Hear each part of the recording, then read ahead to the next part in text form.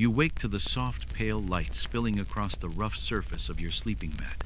The air is still cool, carrying with it the faint scent of damp earth, and something sharper, the smoke from yesterday's kiln fires that never quite leaves the yard. You can hear the quiet rustle of a sparrow somewhere in the rafters above, and beyond the thin wall of your sleeping quarters, the first distant murmur of the city stirring. When you step outside, the light is low and washed in a soft gold, the sort that seems to cling to the outlines of the buildings. The tile yard spreads out before you in muted browns and grays, heaps of clay waiting to be worked, wooden racks leaning against one another like tired soldiers, and the broad, squat dome of the kiln at the yard's far end. It smolders faintly, as though reluctant to let go of the heat it held through the night. The air here has its own texture. There is the dryness of clay dust that settles on your lips, and the moist coolness near the water troughs. It mixes with the faintly metallic tang of the tools, the bronze scrapers, the iron shovels. Somewhere behind you, a pot of barley water is beginning to warm over embers, its steam curling lazily. You move slowly, letting your eyes travel over the familiar details. A cracked roof tile resting against the wall, its broken edge smoothed by months of being picked up and put down. The faint white smear on the edge of a mold from the lime in the clay.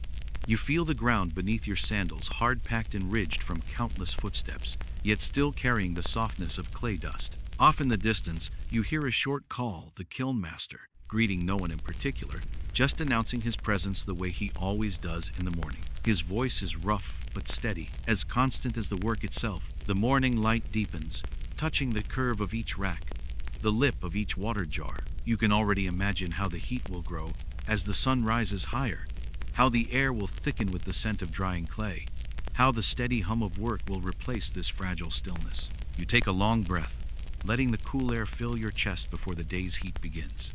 In this moment, the world feels unhurried, as though even the city beyond the yard's low wall has agreed to move slowly. The kiln waits, the clay waits, and you stand here, in the quiet space between waking and working.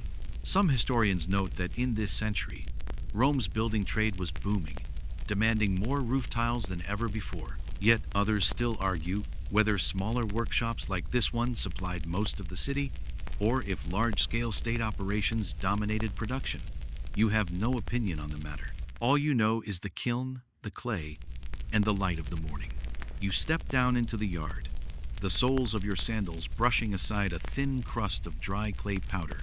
Near the edge of the water trough, a wide, shallow pit holds yesterday's clay, a dull, reddish-brown mass. Its surface cracked into irregular islands where it has begun to dry overnight. You set your sandals aside and lower your feet onto it. The first touch is cool, almost cold, and a faint shiver runs up your legs as the dampness seeps between your toes. Kneading clay is not work to be hurried. You press slowly with the balls of your feet, feeling the resistance give way. Each step sends a faint sucking sound into the quiet yard, a slow rhythm that seems to match your breathing.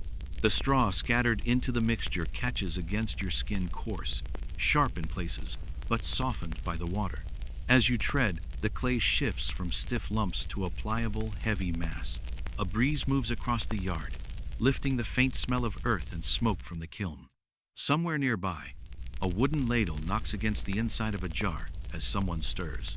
The sound mingles with the low, wet slap of your work. You pause for a moment, shifting your weight, and look up toward the sky. It is still a pale, muted blue, the sun only beginning to peek over the tiled rooftops of the nearby houses. You push your feet deeper into the clay, twisting slightly as you move, pressing the straw and water evenly throughout. Your calves ache in a way you've learned to ignore, the kind of dull, constant strain that never quite goes away but becomes part of you. You scrape the edge of your heel along the bottom of the pit to bring up a thicker layer from below, folding it over the top. A neighbor from the adjoining yard passes by the low wall, glancing in with a half smile. He nods once, his basket of bread balanced on one hip. You return the nod without words. There is no need for conversation this early. Somewhere in the back of your mind, you register the odd comfort of the clay's texture. It holds its own temperature, cool even as the sun begins to warm the yard. You think of how, by midday, this same clay will be firm enough to mold, yet soft enough to shape, and how by the end of the week, it will have transformed into tiles hard enough to bear the weight of a Roman roof. A small sparrow hops along the edge of the pit, pecking at the stray bits of straw that cling to the clay. You keep moving your feet, slow and steady, until the surface looks uniform, the straw evenly scattered like faint threads through the red-brown mass. Historians often mention that Roman tile makers worked the clay with both feet and hands, depending on the workshop's size. But there is still some debate over whether smaller yards like yours had dedicated clay kneaders, or if everyone took turns at the task. You only know that this morning it is your turn and the clay is ready for shaping. You leave the clay pit and reach for the wooden bucket resting near the wall. Its staves are darkened with years of water soaking through, and the iron bands are speckled with faint rust. Lifting it by the handle, you feel the uneven weight enough to make the walk to the aqueduct worthwhile. The path is narrow, worn smooth by countless trips, and the cool shade of the early morning clings to it like a thin veil. The aqueduct stands just beyond the tiled edge of the yard, its arches lifting the channel high above the ground. You can hear the low murmur of water moving before you see it, a steady flow that seems older than the stones themselves. You set down the bucket, place both hands on the edge of the trough at the aqueduct's base, and peer into the water. It runs clear this morning, glinting softly under the growing light. Lowering the bucket into the channel takes a practiced movement tilt. Submerge, lift, letting the weight of the water settle slowly rather than slosh. Droplets slide down the bucket's sides, falling in a quick rhythm onto the packed dirt. You rest for a moment, feeling the coolness against your palms where the wood presses. The road nearby is beginning to stir. A cart creaks past, the driver humming something low and repetitive. The smell of crushed herbs drifts from a vendor's basket as he walks toward the market. You can almost tell the time of day from these sounds and scents without ever looking at the sun. You begin the walk back with the water, taking careful, deliberate steps. The bucket sways slightly, the surface of the water trembling with each footfall. At the yard's entrance, you pause to let the weight settle before setting it down beside the clay pit. The water will soften the remaining lumps, making the day's work easier. You scoop a little into your hands and let it run over your fingers, watching how it darkens the thin layer of dust clinging to your skin. This water will carry into the clay the same minerals that have moved through Rome's hills for centuries. Perhaps that is why the tiles hold a certain color, a tone no mixture from elsewhere quite matches. Some scholars note that aqueduct-fed water was often reserved for the city's fountains and public baths, with workshops like yours relying on secondary channels or cisterns. Yet others suggest that smaller tile makers sometimes had quiet arrangements with aqueduct keepers, filling their buckets before the day's larger demands began. You do not question it. The water is here, it is cool, and the clay will take it well. You crouch beside the clay pit again, the bucket of aqueduct water within reach. With both hands, you tip it slowly, letting a thin stream fall across the surface. The water darkens the reddish-brown clay, tracing small rivulets between the uneven ridges left by your feet earlier. You pause after the first pour, giving the clay time to drink in the moisture. Beside you, a bundle of straw rests against the wall. It is coarse and dry, its ends frayed into pale fibers. You pull apart a handful, scattering it into the pit. Some pieces land flat, others curl slightly, catching the light in faint gold. The straw will keep the tiles from cracking during drying and firing, binding the clay just enough to hold its shape. You step back into the pit, this time barefoot again, pressing the straw into the clay with slow, deliberate steps. The sound changes not just the wet slap of clay, but a faint crunch as the fibers bend and break under your weight. The texture shifts, rougher now, but in a way that feels right. You push and turn, folding the straw through every layer, making sure no patch goes without. A thin cloud passes across the sun, softening the light in the yard. In the dimmer shade, the clay's surface takes on a muted, almost velvety tone. A fellow worker passes by carrying a bundle of kindling, nodding toward your work before disappearing toward the kiln. The air smells faintly of dry grass from the straw, mingling with the earthiness of the clay. You notice how the fibers cling to your ankles, sticking there until you brush them away. Somewhere behind you, a pot lid rattles as someone in the corner shelter checks on a small midday stew. By the time you step out of the pit, the clay is smooth yet fibrous, cool yet alive with the texture of straw. It will be ready to mold soon, pliable without being too soft. You wash your feet in a shallow basin, the water turning cloudy with red-brown swirls. Historians often agree that straw was the most common additive in Roman tile making, valued for its availability and its role in strengthening the clay. Yet there is still some disagreement over whether the straw was always chopped fine or if longer strands, like the ones you use now, were preferred in certain regions. You only know that these longer pieces feel right in your hands and that by evening they will be part of something solid enough to shelter a roof. You carry the prepared clay to the long table, where the wooden molds wait like quiet frames laying out the day's shape. Each mold is simple, a rectangle with a gentle rise along one edge. For the curve you'll coax later, its wood dark with age, its corners rounded by the polish of countless hands. You set the first mold squarely on the board and run a damp cloth along its inside, leaving a thin sheen that glitters in the morning light. The cloth smells faintly of yesterday's water and wood smoke, a scent that always means work is about to become form. You lift a lump of clay from the pit, feeling the weight settle into your palms, and set it into the mold with a slow, steady press.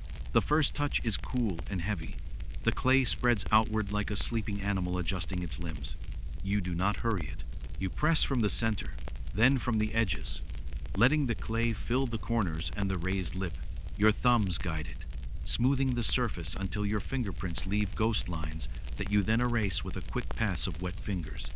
A bowl of water sits to your left. You dip 2 fingers, let droplets fall in a small constellation across the clay, and move in gentle arcs. The surface answers you, first dull, then satin, then a muted glow as the slip gathers thinly. The straw you folded in earlier appears in faint threads, rarely breaking the surface. When it does, you nudge it back under with the corner of your nail. The air feels thicker at the table, as if the act of shaping the day has already gathered heat. On the shelf above you, a row of finished molds dries between uses, their edges wrapped with a strip of cloth to keep the corners from swelling. You glance at the shelf without thinking, counting how many are ready, how many will need a quick scrape with a dull knife before they will release cleanly. Rhythm matters here. You can feel it in your shoulders. Pick up, press, smooth, lift, repeat a pattern that requires little talk and even less thought. You lift the mold by its sides, slide your thumbs along the outer edges, and tip it gently. A soft exhale of clay separates from wood, and the tile settles onto the board with a satisfying, low sound. You check the thickness with 2 fingers and a practiced eye. It is even enough that you do not need the measuring stick today. You trace the edge with your wet finger to soften the lip, roofs like tiles that lie down without a fuss. At the neighboring table, someone hums a tuneless line. A small cloud moves across the sun, and the light becomes kinder, flatter. Somewhere near the kiln, a cartwheel squeaks and falls silent. You pick up another lump, and the second tile begins to become itself. You think briefly of the roof that will one day carry these, the long flat pieces, tegulae, laid like quiet paths, and the curved covers, imbrices, resting over the seams like tidy sleeping caps. The names feel older than the work, older than the kiln, older even than the yard. Mainstream fact: Roman roofs commonly used flat tegulae with curved imbrices to shed water in orderly channels. You pause to run a wet reed across the surface, drawing off a thin ribbon of slip that hangs from the tip before dropping back with a small kiss. The reed once grew near the river. Now it serves to level a day. You smooth the next tile, then the next, making small adjustments where the clay wishes to bulge or retreat. A swallow darts across the open yard, a brief flicker of movement that has nothing to do with roofs and everything to do with morning. From a small basket, you lift a carved stamp, the mark of the yard cut into a bit of olive wood years ago by hands older than yours are now. You press it lightly into the soft corner of one tile, then another, making sure not to sink it so deep that the mark will collect water later. The impression looks shy, which is how you like it. Some days you press the mark on every tile. Some days you forget and no one complains. A story goes around the yard that once a dog trotted across a board while the clay was fresh, leaving its paw prints on half a dozen pieces. The builder installed them anyway and swore the roof never leaked where the dog stepped. Quirky tidbit: paw prints and footprints have indeed turned up on ancient tiles, surprises left by passing animals or people. You reach for the dull knife and scrape the inner corners of a mold, lifting a curl of clay that you tuck back into the next lump. The wood shows its life in faint lines and small scars. You wet the cloth again, pass it along the grain, and the mold smells like a warm, damp cupboard. The day continues to form itself into rectangles.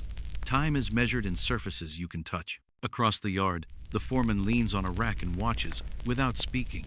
He knows your pace, and you know his sigh. If clouds hold and the wind stays gentle, the tiles you shape now will rest on the racks by midday, their edges firm enough to handle without leaving finger hollows.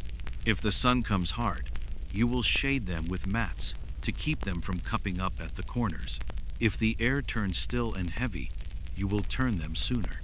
The tiles teach you the day, not the other way around.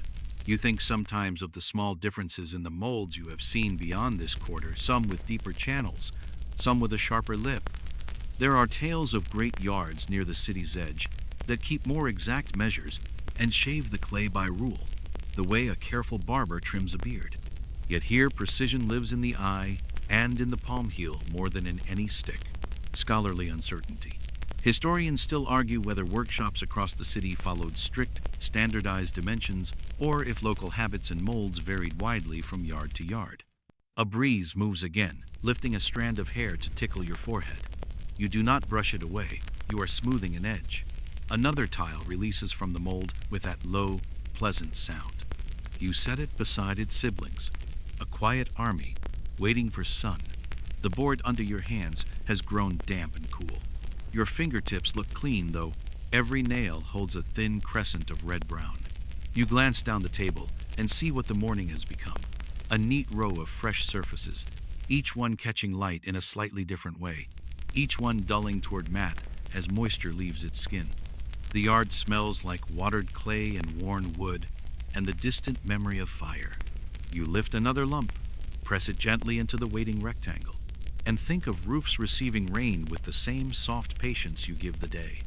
You carry the first two tiles on your forearms, one balanced near each wrist, their damp weight settling like quiet animals that trust you to move slowly. The morning has thickened. Light lies broad across the yard, and the kiln's curved flank throws a soft warmth you can feel on your cheek. The drying racks stand in narrow rows, wood on wood, their slats rubbed smooth by years of use. You set the board down, bend your knees, and slide each tile onto the rack with the gentlest push of your fingertips. Space matters. You leave a finger's width between edges so the breath of the day can pass. The clay glows with moisture dull, then satin where your last smoothing strokes remain. Under the rack, a shallow puddle reflects the sky. A swallow's silhouette breaks and reforms when it passes overhead. Back at the table, another board waits heavy with new shapes. You lift, balance, and walk the familiar path again, heel then toe, careful not to jolt the soft bodies. You set the second pair and nudge them true. Corners square to the rack, faces level, edges ready to dry as evenly as patience will allow. Someone asks about the wind. You answer by lifting a strip of linen tied to the rack's end. It stirs northward, steady enough. If it freshens, you will turn the tiles sooner to keep them from cupping. If it dies, you will shade them with woven mats so they do not bake too quickly on top. The day is like a long kiln. You keep it even, you keep it gentle, you keep it from surprises. You slide a thumb under the lip of a tile and feel for flex. It holds. You slip a thin shard under one corner, not to lift it high, just enough to let air creep beneath. The shard is a broken piece from last month, still useful, still telling the story of heat and failure and, now, of care. A sparrow lands on the top rail and pecks at an invisible crumb, scolding you softly for standing too close to its chosen perch. Across the yard, the foreman measures the light with his eyes. He says nothing, only shifts a rack a half hand into the wall shade. You feel the difference at once when you carry the next load. The air there is cooler, and the scent tilts from wet clay to dry wood. You begin a rhythm. Carry, place, square. Breathe until the beating of your heart and the faint tick of cooling bricks make their own quiet song. A boy from the neighborhood appears at the gate with a bundle of rush mats. He trades a word with the foreman and leaves them leaning against the wall. You test one. It smells of riverbanks and summer. Later, if the sun grows harsh, you will tilt the mat to make a traveling roof, shading the tiles just enough to slow them without stopping them.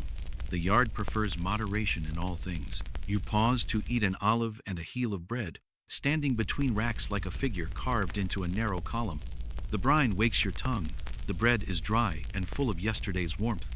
A neighbor from the potter's yard passes with bowls nested like sleeping birds. He glances at your racks and grins. Clay work recognizes itself, no matter the shape it takes. A small scratch on one tile catches your eye, no more than the trail of a reed tip. With a wetted finger, you soften it to nothing. On the next tile, you find a faint line someone idled into the corner while waiting for you to clear the table. A fish, 2 strokes for the body and 1 for the tail. You leave it there. Roofs can keep a tiny river hidden in their corners. Quirky tidbit. Doodles and simple marks, even little creatures, sometimes turn up on ancient bricks and tiles. You lift another board and feel the work deepen into your shoulders. The sun climbs. The yard's edges grow chalk bright. Heat draws a fine skin on each tile.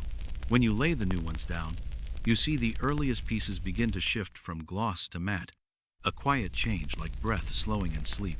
You turn the very first tile a careful flip onto its face, then the next, and the next, so that both sides learn the sun in equal measure. By mid-morning, the racks hold the morning's labor rows of cooling earth. No 2 surfaces exactly the same, all headed toward the same quiet purpose. You rest your forearms on the top rail and look along the line. A breeze combs the edges with an invisible hand. Somewhere, a vendor strikes a little bell for figs. The sound arrives thin and bright, then dissolves. Mainstream fact. Before the kiln's fire, tiles must be dried thoroughly in air and sun. Rush the process, and trapped moisture turns to steam, cracking the clay or shattering it in firing. You hear this rule in the kilnmaster's voice when he says, simply, "Not yet." You draw a mat across the top tier and lean it like a tilted roof, its shadow softening the light. A worker at the far end adds 2 small wedges under a pair of corners, a habit he learned from his father. The wedges make narrow tunnels for air, and in your mind's ear you hear the day breathing out through them in a long, even sigh. Scholarly uncertainty. Some say yards like yours let tiles rest just a day in fair weather before the first low heat. Others argue for longer, even several days, especially in colder months. Whether covered drying sheds were common or the luxury of larger operations is still debated. You could count days, but you prefer to count the way the surface takes the light and the note it gives when you tap it dull at first. Then a quieter, surer sound. You make one last round, touching edges, turning a few that ask for it, laying another mat where the sun has grown eager. The yard now smells of warm straw and a hint of wood ash, a kind scent that holds close to the skin. You carry the empty board back to the table and stand still for a moment to listen. Swallows stitching the air, a cart settling with a sigh. The kiln's slow breath, and beneath all of it, the calm hush of clay becoming roof. From the far side of the yard comes the faint clang of a bell, a thin metallic note that trembles in the morning air. You know its source without needing to see it. The market stalls beyond the next street, announcing that the first sellers have finished arranging their goods. The sound drifts in and out, carried by the same breeze that tugs at the edge of a drying mat. You pause in your work to listen. It is not a hurried bell. Rather, it rings with the slow, deliberate rhythm of someone in no rush to draw a crowd. Between the chimes, you catch the rise and fall of voices, a woman calling out figs from Baetica, a man offering salted fish in a tone just shy of pleading. A donkey brays once, the sound oddly flat against the morning light. The racks hold their silence.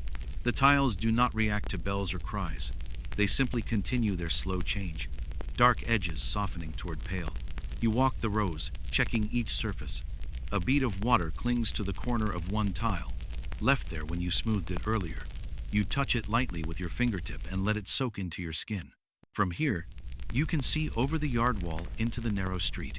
A boy runs past, carrying a bundle of reed baskets taller than he is, the ends brushing the ground as he moves.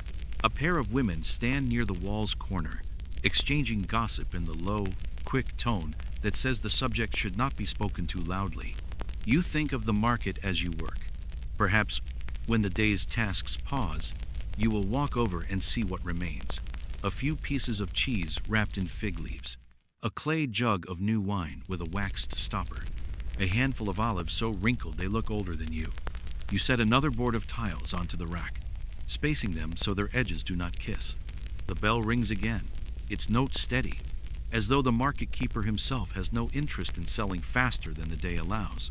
The sound has always been part of the rhythm here, a kind of counterpoint to the deeper, slower voices of the kiln and the drying racks. A passing neighbor leans over the wall to ask if you have heard the news from the forum. You shake your head. He shrugs, says something about a senator and a tax, but the words wash past you like the faint breeze from the street. The tiles demand more of your attention than politics ever will. Mainstream fact: Roman markets often began with the ringing of small bells to signal that trading could commence, a practice meant to keep order and mark the official start of the day's commerce. The sound carried easily through narrow streets, becoming a kind of citywide timepiece for those within earshot. You shift a drying mat slightly, letting a ribbon of sunlight stretch across the top tier. The warmth will do no harm now. A sparrow lands on the rack, tilts its head at you, and then flits away toward the market. Quirky tidbit: archaeologists once uncovered a cache of Roman shop bells, many still with their clappers intact, suggesting that even the smallest stalls valued the sound as a way to stand out amid the city's noise. You imagine each bell with its own tone, like voices in a crowded courtyard. Scholarly uncertainty. Some historians debate whether these market bells were regulated by local authorities, or if each seller simply rang theirs at will. The truth is likely lost somewhere between habit and necessity, as with so many of the city's rhythms. The bell rings once more, a long, slow tone, and then falls silent for a while. You return to the rows, adjusting edges, feeling the day stretch itself toward midday. Somewhere beyond the wall, trade has begun in earnest, but here in the yard, your work continues at the pace of clay and air. You step back from the racks, flexing your fingers, and let the faint hum of the market fade into the background. A low table near the corner of the yard holds a basket of olives, a clay jug, and a heel of bread wrapped in cloth. You sit on the edge of the table, the wood warm beneath you, and tear off a piece of bread. The crust crumbles slightly. The inside is dense, carrying the faint tang of sour ferment. From a small jar you pluck 2 olives, their skin wrinkled and black, the brine still clinging. You bite into one, the salt sharp on your tongue, and wash it down with a mouthful of cool water from the jug. Across the yard, another worker sits on an overturned basket, chewing slowly, his gaze fixed somewhere past the kiln as though watching thoughts move like clouds. A breeze drifts through, stirring the straw scattered on the ground. It carries the mixed scent of olives, clay, and wood ash, the morning distilled into 3 quiet notes. You chew without hurry, letting the rhythm of eating and swallowing become as steady as the shaping of tiles. One of the younger workers approaches with half a fig in his hand, the red flesh glistening. He offers it to you without a word. You take it, the skin yielding under your fingers, and taste the sweetness. It is almost too soft, as though it has been waiting for this exact moment to be eaten. The juice sticks to your thumb. You wipe it on the edge of the breadcloth. In the distance, the market sounds swell briefly, a vendor calling, a donkey stamping its hooves, and then fade again, swallowed by the walls and the slow breath of the yard. The racks stand silent, their occupants settling a little more into their new form. The air is warmer now, but not yet heavy. Mainstream fact: olives were a staple in the Roman diet, eaten at all times of day, often accompanied by bread and cheese. In workshops like this one, they were a common and practical snack, providing salt and energy without the need for cooking. You lean back on your hands, feeling the grain of the table press into your palms. The sun rests high enough to touch the kiln's upper curve, throwing a soft reflection onto the ground. The other worker finishes his bread and tilts his head toward the racks, a silent reminder that the tiles will not turn themselves. Quirky tidbit: in some excavations of Roman workshops, archaeologists have found small pits filled with discarded olive pits, suggesting that eating while working, or while pausing from work, was a habit long ingrained. Scholarly uncertainty: while it is clear olives and bread were daily fare, Historians still discuss whether workers in small private yards like yours took set breaks or simply ate when there was a pause in the work. You suspect the answer is whatever the day allowed. You stand, brushing crumbs from your tunic, and take another drink from the jug. The water is cool enough to feel like a small gift. Around you, the yard settles back into its rhythm. You pick up a board and head for the racks again, your hands smelling faintly of olives and fig. You return to the racks and run your palm lightly over the nearest tile. The surface is firmer now, the gloss fading into a soft matte. This is the time to turn them, before the sun fixes one side too fast. You slide your fingers under the first tile's edge, lifting just enough to pivot it onto its face. The sound it makes is a low, velvety thud clay greeting wood. You work down the row, turning each tile in the same slow rhythm. Lift, pivot, settle. The boards creak softly under their weight. A breeze snakes through the yard, carrying the kiln's dry warmth and the faint sweetness of distant bread baking. You pause to feel the air on your forearms before continuing. One tile wobbles slightly as you move it. The rack beneath it has warped with age. You tuck a small shard under one corner to level it, making sure the weight rests evenly. Small adjustments like this matter more than anyone outside the yard would guess. Across the way, another worker is doing the same. His movement so similar to yours that the two of you could be mirror images. When your eyes meet, you both nod, not as greeting, but as shared understanding of the pace.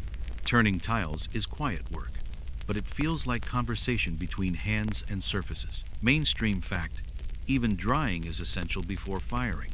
If moisture remains trapped on one side, the sudden heat of the kiln can cause tiles to warp or even crack apart. Roman tile makers knew this by feel, long before anyone explained it in words. You reach a tile that has caught a faint impression, a loop of string from the cloth that covered it earlier. The mark is shallow enough that it will fire out, but you run a wet fingertip over it anyway, smoothing it away. Some habits are worth the extra time. Quirky tidbit: archaeologists sometimes find ancient tiles bearing clear fingerprints, even full handprints, left by the makers as they worked. In most cases, they were not mistakes, but simply traces of the process, preserved in the final firing. Scholarly uncertainty: while most agree that tiles were turned at least once during drying, the exact timing, whether after a few hours or the next day, is debated. The right moment may have depended on weather, season, and the preferences of each kiln master. You finish the last row and stand for a moment. The board's lined with neat, face-down rectangles. The sun presses gently on your shoulders, but the air still moves enough to keep the heat from settling. From here, the yard looks like a field of muted earth, each tile a planted seed waiting for the kiln's fire. From the kiln's arched mouth comes a low murmur, as if some patient creature has begun to wake and clear its throat. You feel it first as warmth along your shins, a gentle push of air that smells of last week's ash and this morning's kindling. The kiln master stands with his hands on his hips, head tilted, listening. He has not spoken yet, but the set of his shoulders says the day's first firing is ready to be coaxed from ember to flame. You carry a small bundle of split sticks to the stokehole and crouch. The bricks around the opening are darkened to a deep, permanent red, the color of a fig skin just before it breaks beneath a thumb.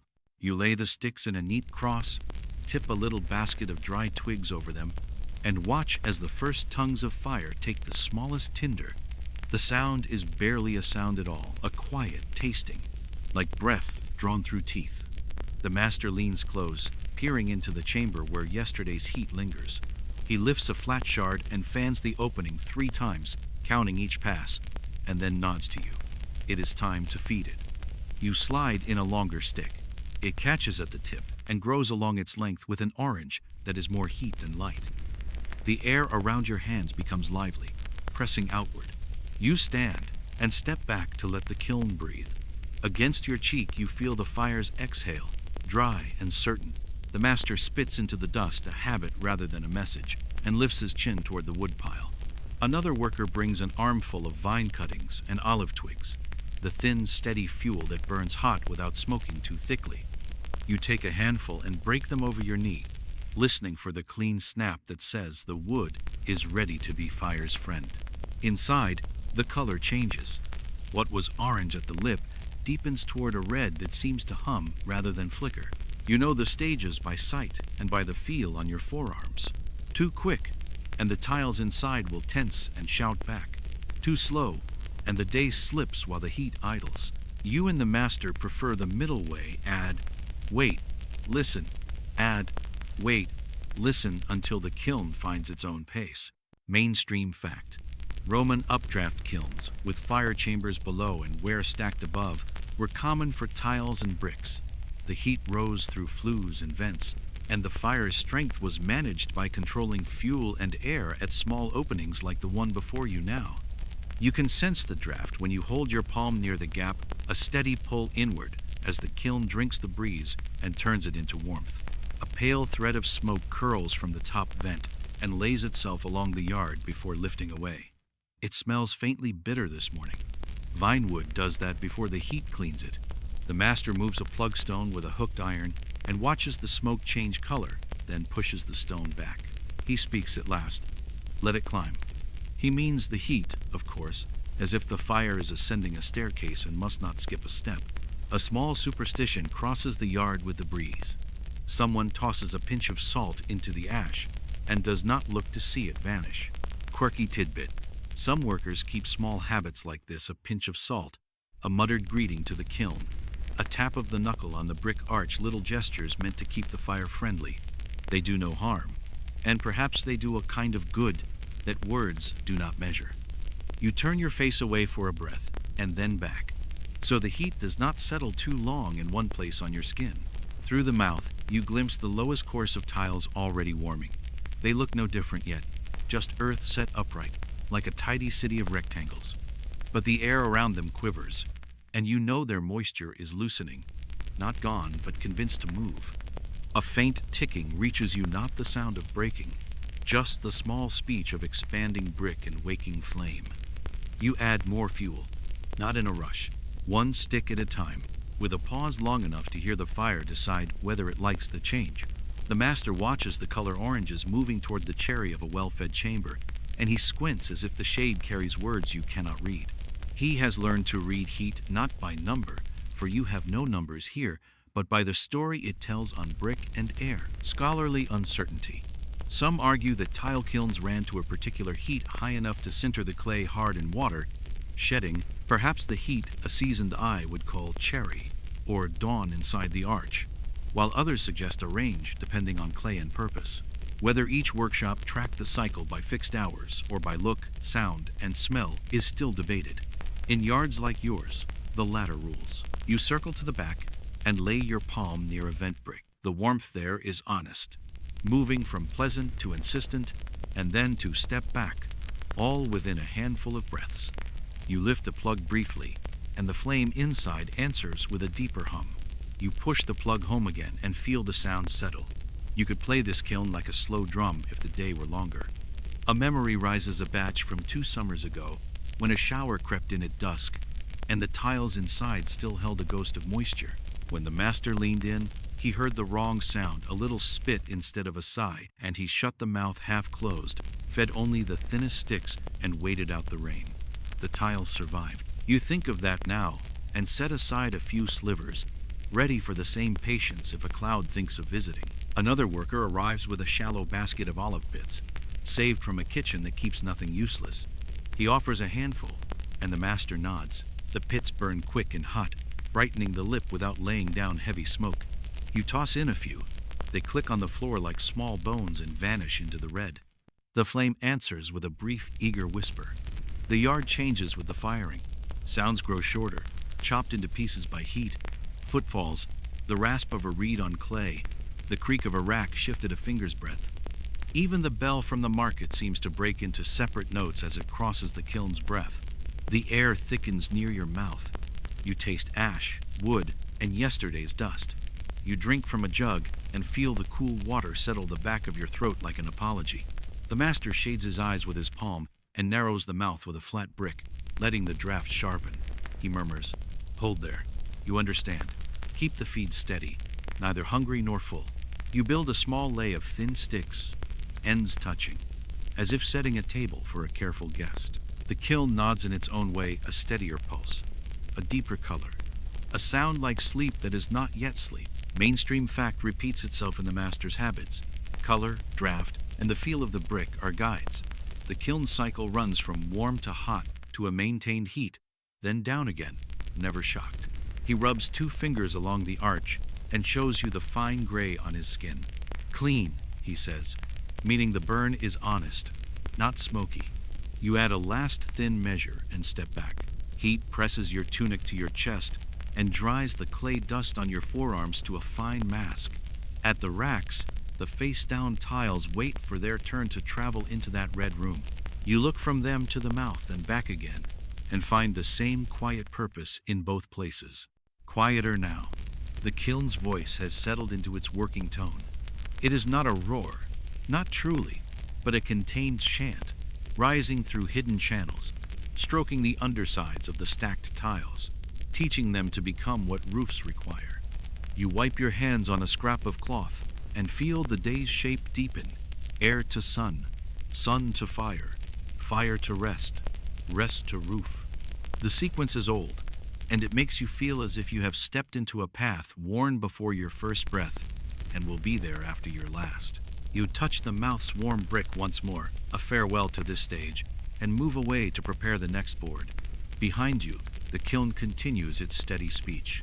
If you listen too closely, you might think it is saying the same word over and over.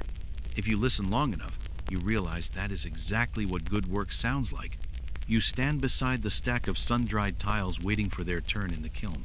Each one has shed enough moisture to feel lighter in the hand, though the clay's cool weight still pulls slightly on your wrists. You pick up 2 at a time, cradling them edge to edge, and walk toward the open arch. The kiln's breath meets you halfway, warm enough to soften the air, yet not so hot as to sting. The master steps aside, giving you space to lean in.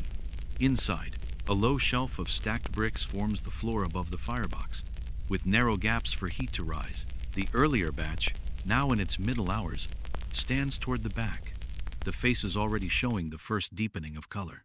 You crouch and slide your tiles into the front row, edge to edge but not touching, leaving a finger's width so heat can move freely.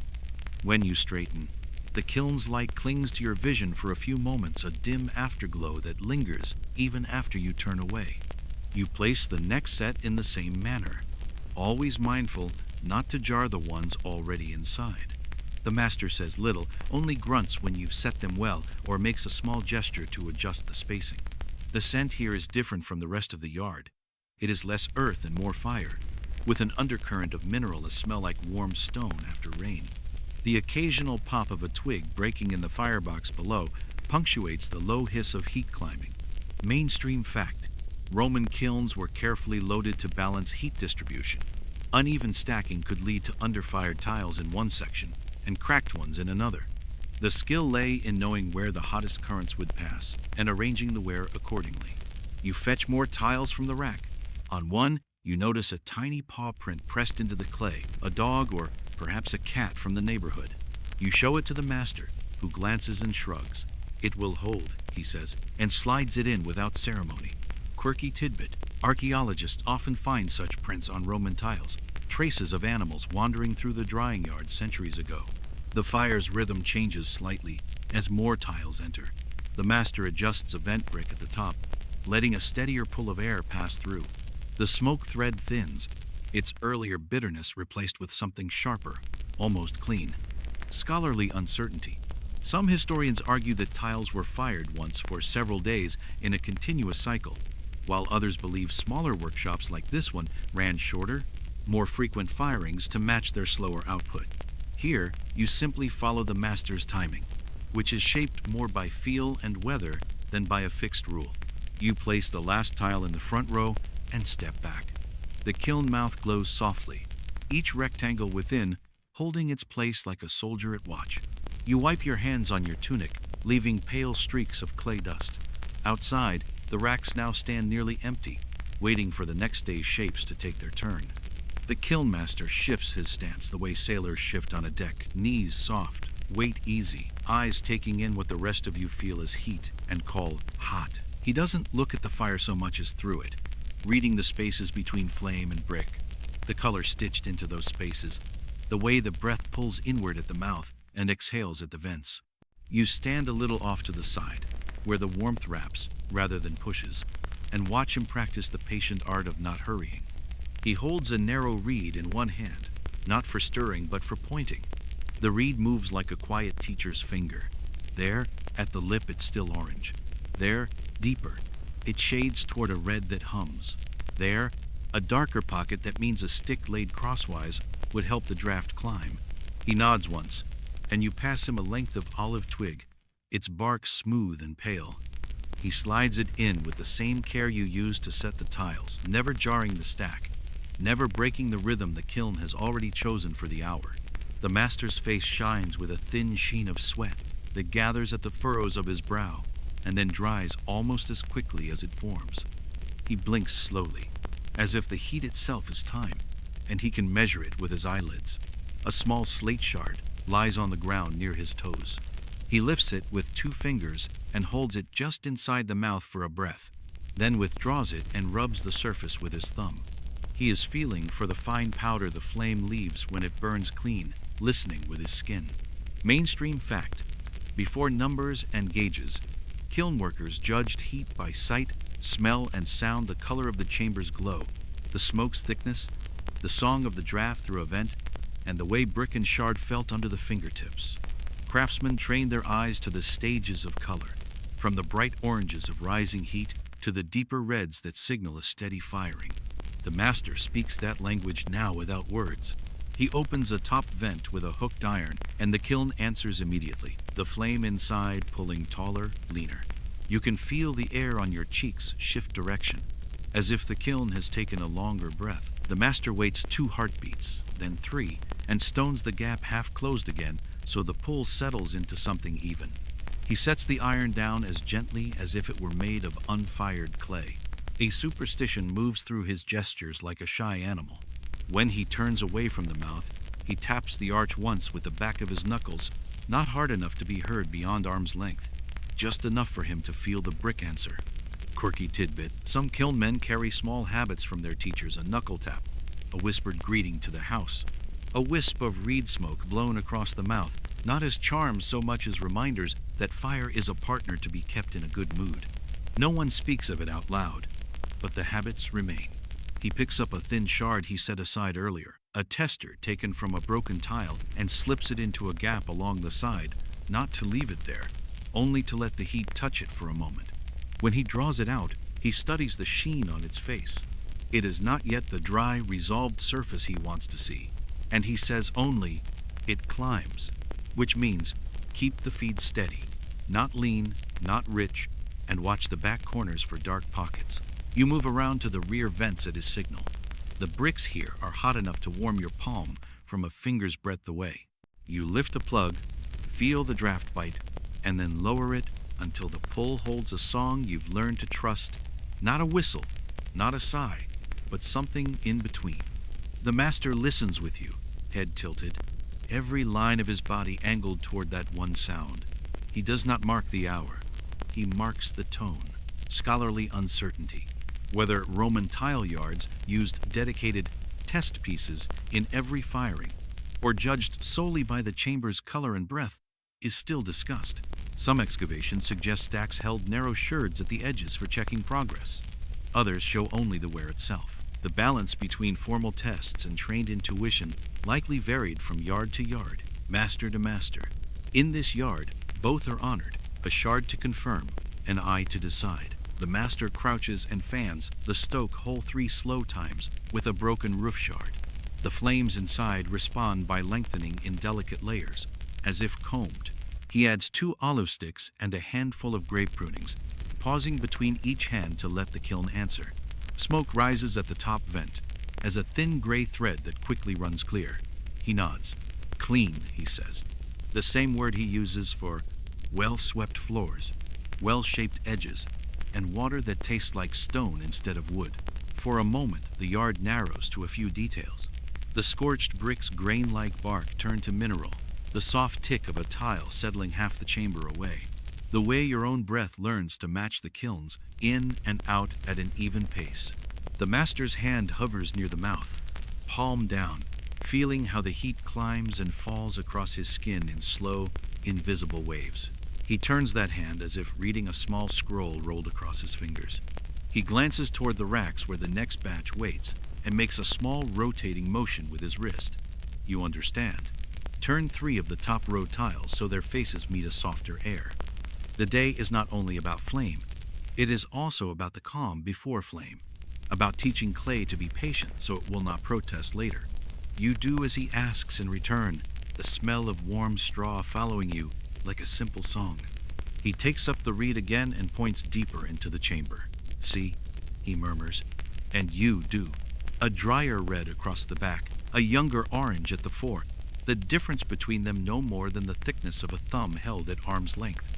He wants them to agree. He adds a flat piece of kindling edgewise, not to feed so much as to guide, the way a stick can guide a stream into one side of a channel. Mainstream fact returns as habit. The kiln's best work depends on a managed draft, more air to brighten, less to deepen, never so much that flames race unspent, never so little that smoke thickens and settles on the ware. The master's iron and hands are the only tools needed to set that balance. From the market side of the wall, a laugh travels in little pieces. It sounds far away, as if sifted through warm sand. You realize you have not shifted your feet in several minutes, and your calves inform you gently of this fact. You step back, and the ground's coolness reaches through your soles like a small blessing. The master notices without looking and says, "Drink," which you do from the clay jug at the bench. The water tastes faintly of yesterday's kiln, a flavor you have come to think of as honest. He rests both palms flat on the arch for a count, and then lifts them to show a dusting no thicker than flour. His mouth tightens in a satisfied way. The burn is clean. He closes the mouth a finger's breadth with a brick, settles a vent stone on the far side, and lets the kiln move from rising to holding that long middle the work depends on, where nothing seems to happen and everything important does. Scholarly uncertainty again. Some say kilns of this sort were brought to a high heat and then held there for hours by careful feeding. Others argue for a sawtooth of small rises and rests, each crest gentler than the last. The written voices disagree, but the bricks carry their own memory. Here, the master prefers the held line, a patient plateau that asks for attention rather than drama. He wipes his hands on his tunic, leaves 2 clean streaks on a field of red dust, and finally speaks more than a word. Walk the wall. Listen for thin places. You trace the kiln's curve, pressing your palm near each seam, learning the variations: a warmer kiss at one joint, a quieter breath at another.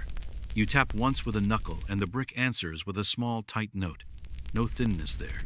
When you return, the master is still, eyes in the fire's middle distance. He could stand like that until the sun moves a hand's width and never lose the thread. You stand beside him, and together you watch a red that is not the color of anger but of ripeness, the red of clay becoming what roofs require. The draft sings the even line you've been tending all morning. For a long minute, you do nothing because nothing needs doing. He lowers the reed as if closing a book and says, "Hold." It is permission to keep steady, to let the kiln and its cargo walk by themselves along the middle path you have set. You feel the relief that comes with a craft in the groove, the sense that you are not pushing the fire but walking with it. You take one step back, then another, and the heat loses its edge. The master remains at the mouth a moment longer, then follows, hands empty, eyes content. The kiln continues in its working voice, a contained chant that has no interest in haste. You count your breaths to its cadence and find, as always, that good firing sounds like sleep from the inside, regular, warm, untroubled. By midday, the first batch has cooled enough at the kiln's mouth for the master to let you draw it out. You crouch, the warm bricks pressing against your shins, and slide your hands under the front tile. The heat is still there, not enough to burn, but enough to travel through your palms and up your forearms in a steady hum. You lift slowly, careful not to scrape the edges against the arch, and set the tile down on a wooden board beside you. The surface is changed. What was dull clay this morning is now a deeper, richer tone, the red of pomegranate skin after a day in the sun. You run your fingertips across it. The texture is not entirely smooth. There's a faint grain, like fine sand held in place. It smells faintly of ash, but beneath that, the earth still lingers. You take another, then another, stacking them with thin reeds between each so the residual heat can slip out without trapping itself. The reeds hiss faintly where they touch the warm surfaces. From inside the kiln, the other tiles still glow in the deeper light, waiting for their turn to meet the air. Mainstream fact. Properly fired Roman tiles were hard enough to resist water, yet still porous enough to allow air to move through the roof, preventing trapped moisture from rotting the structure beneath. Their color came from both the clay's mineral content and the exact temperature reached in the kiln. One tile bears the faint trace of your earlier smoothing strokes, visible only now in the way the light glances off it. Another shows the curled ghost of a straw fiber, burned away in the heat, leaving a narrow channel as fine as a hair. Quirky tidbit. Archaeologists often find such hollow imprints in ancient tiles, tiny records of the organic matter that once reinforced the clay. The master inspects each tile as you set it down. He taps the edge lightly with his fingernail, listening for the clear, high note that says the clay is fully matured. A duller sound means it will go into the stack for less visible work, perhaps a shed roof or a stable, where perfection is not required. Scholarly uncertainty. Some argue that all tiles were sorted this way after firing, with only the most flawless used for prominent buildings.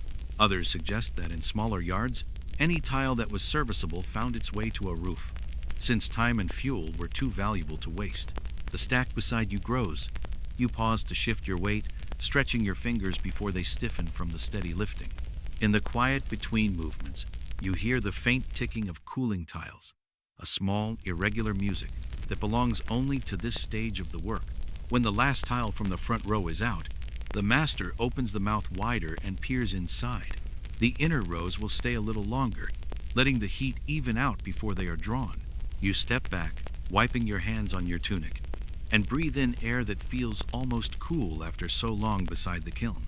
You carry a small armful of cooled tiles to the long bench under the shade of the wall and set them down with the care you would give a sleeping child. The bench is nothing special, 2 planks across low trestles, but its surface holds the memory of years of gentle abrasion. A fine red dust blooms where you lay the first tile, rising and falling in a breath you can almost see. You sit, draw your knees in a little to brace your stance, and reach for your favorite tool, a worn shard of terracotta whose edge has been rounded by work into a kindness. You lay the tile flat and tilt it toward the light. The firing has tightened the clay into a quiet strength, but the edges still tell small stories of the day it was shaped amid swelling, where your thumb pressed a touch too long, a burr where the mold's corner caught the slip, a tiny step where straw pulled away as it burned. You rest the shirt against the edge and pull it toward you in slow, even strokes. The sound is soft and papery, a whisper of grit sliding over grit. With each pass, the edge loses its sharpness and becomes the sort of line roofs prefer, not knifed, not ragged, but settled. You blow gently along the arras and watch red powder skitter away like mist. The smell that rises is warm and clean, halfway between baked bread and dry stone. You turn the tile a finger's breadth and draw the shirt again. The rhythm becomes a metronome for your breathing. Set, pull, lift. Set, pull, lift. Your shoulders loosen into the pattern. A fly investigates and moves on, as if it too recognizes that nothing dramatic will happen here. On the next edge, you find a low hump, no larger than a barley grain. You change your grip to a shorter, firmer stroke and thin it until the surface answers the light with one quiet tone instead of 2. The tile's face holds the faintest grain from the moldboard, not rough, just honest, so you pass the sherd in a broad, gentle sweep to knock down any little grit that might meddle with bedding. You do not aim for polish. Roofs do not require vanity, only peace with water and wind. Across the yard, the kiln mutters in its low, even voice, but here your work has the hush of writing. The sherd's edge finds and erases a burr your fingertips already knew was there. You run your index finger along the tile's lip with the softness you would use to close someone's eyelids. When you feel nothing sharp, you smile without meaning to, and turn to the next side. Mainstream fact. Roman roofing systems paired flat tegulae, often with slight upturned flanges along the long edges with curved embraces set over the joints. Neat edges, and consistent thickness helped water shed cleanly and kept the curved covers from rocking or chipping.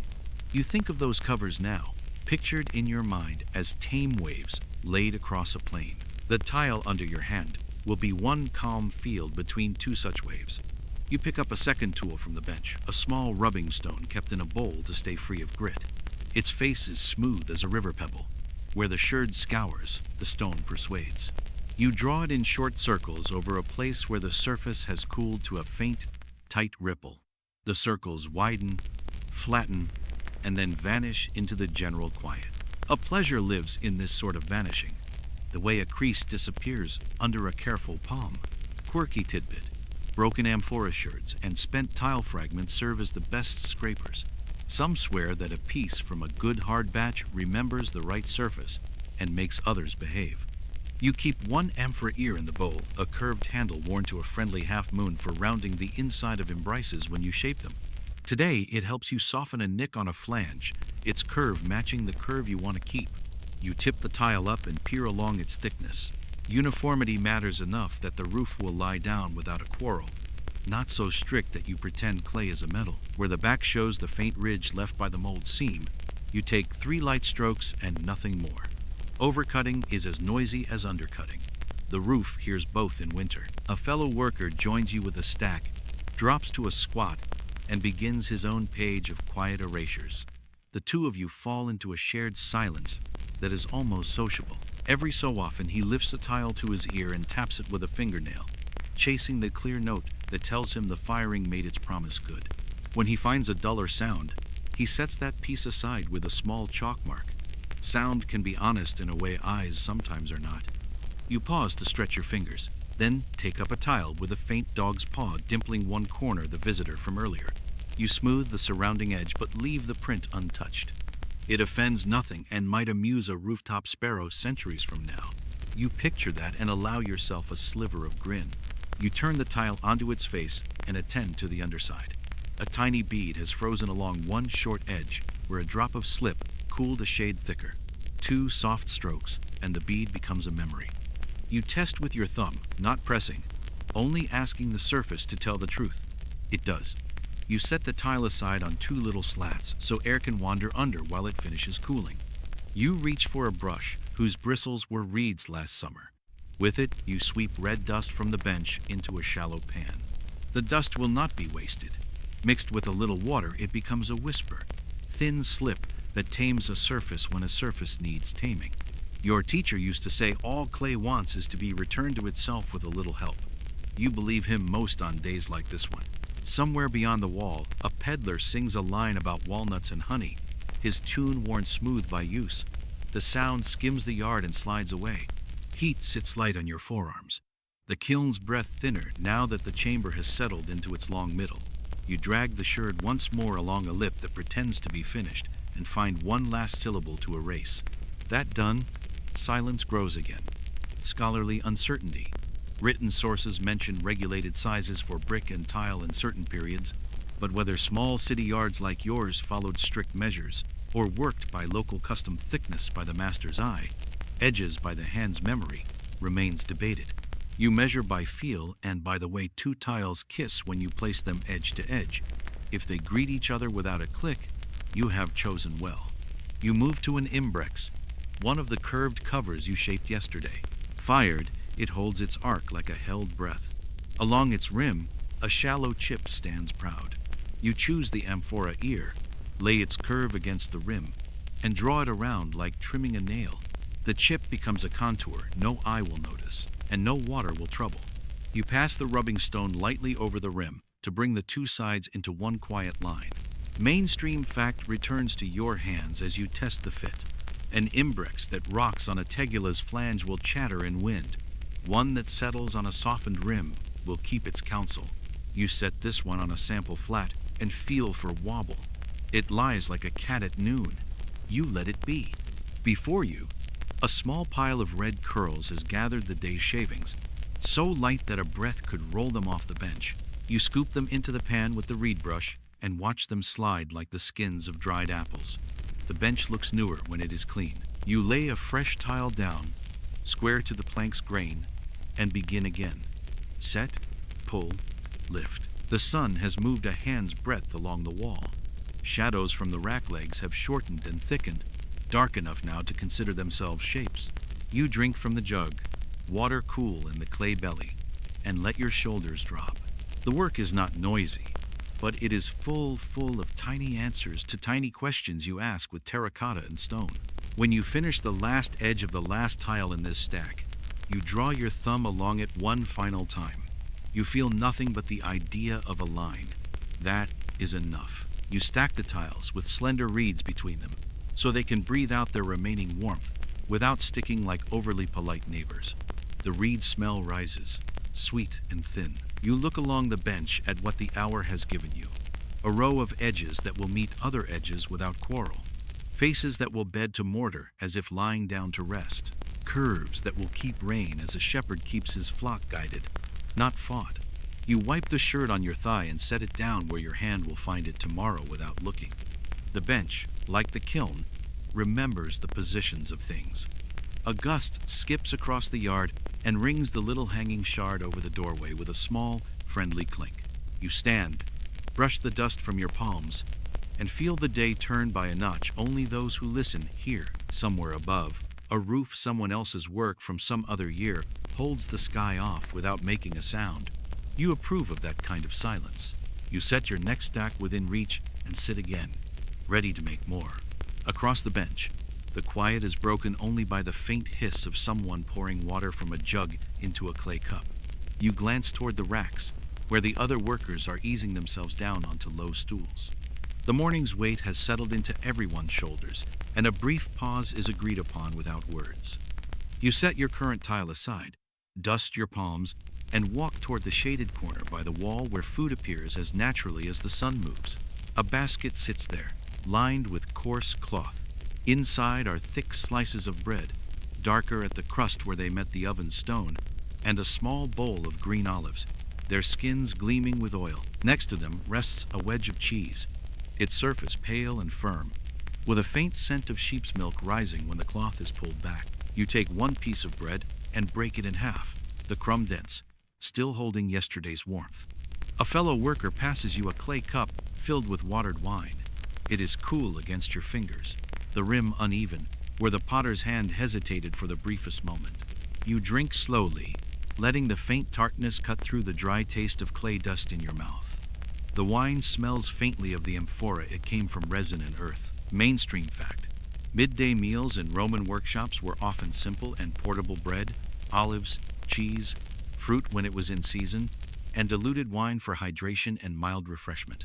Cooking was left for the evening, when fires could be tended without stealing time from work.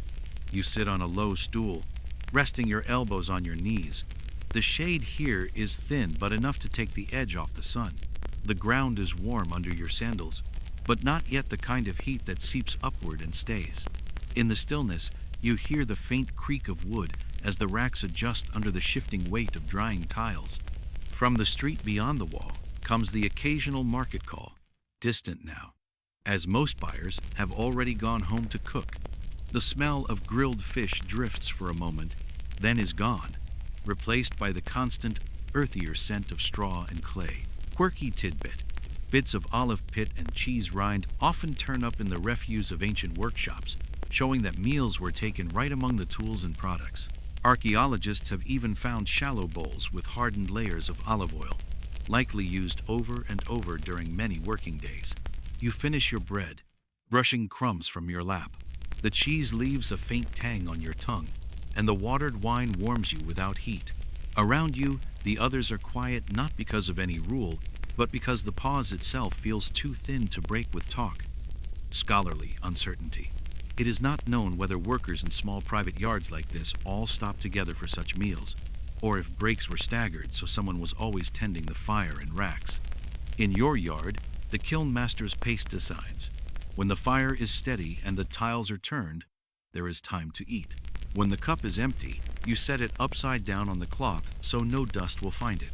You stand slowly, stretching your arms overhead, and the small stiffness in your spine eases.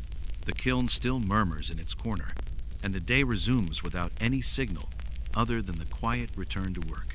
You bring the cracked mold to the bench the way you would carry a tired bird, 2 hands, thumb steady, no jostling.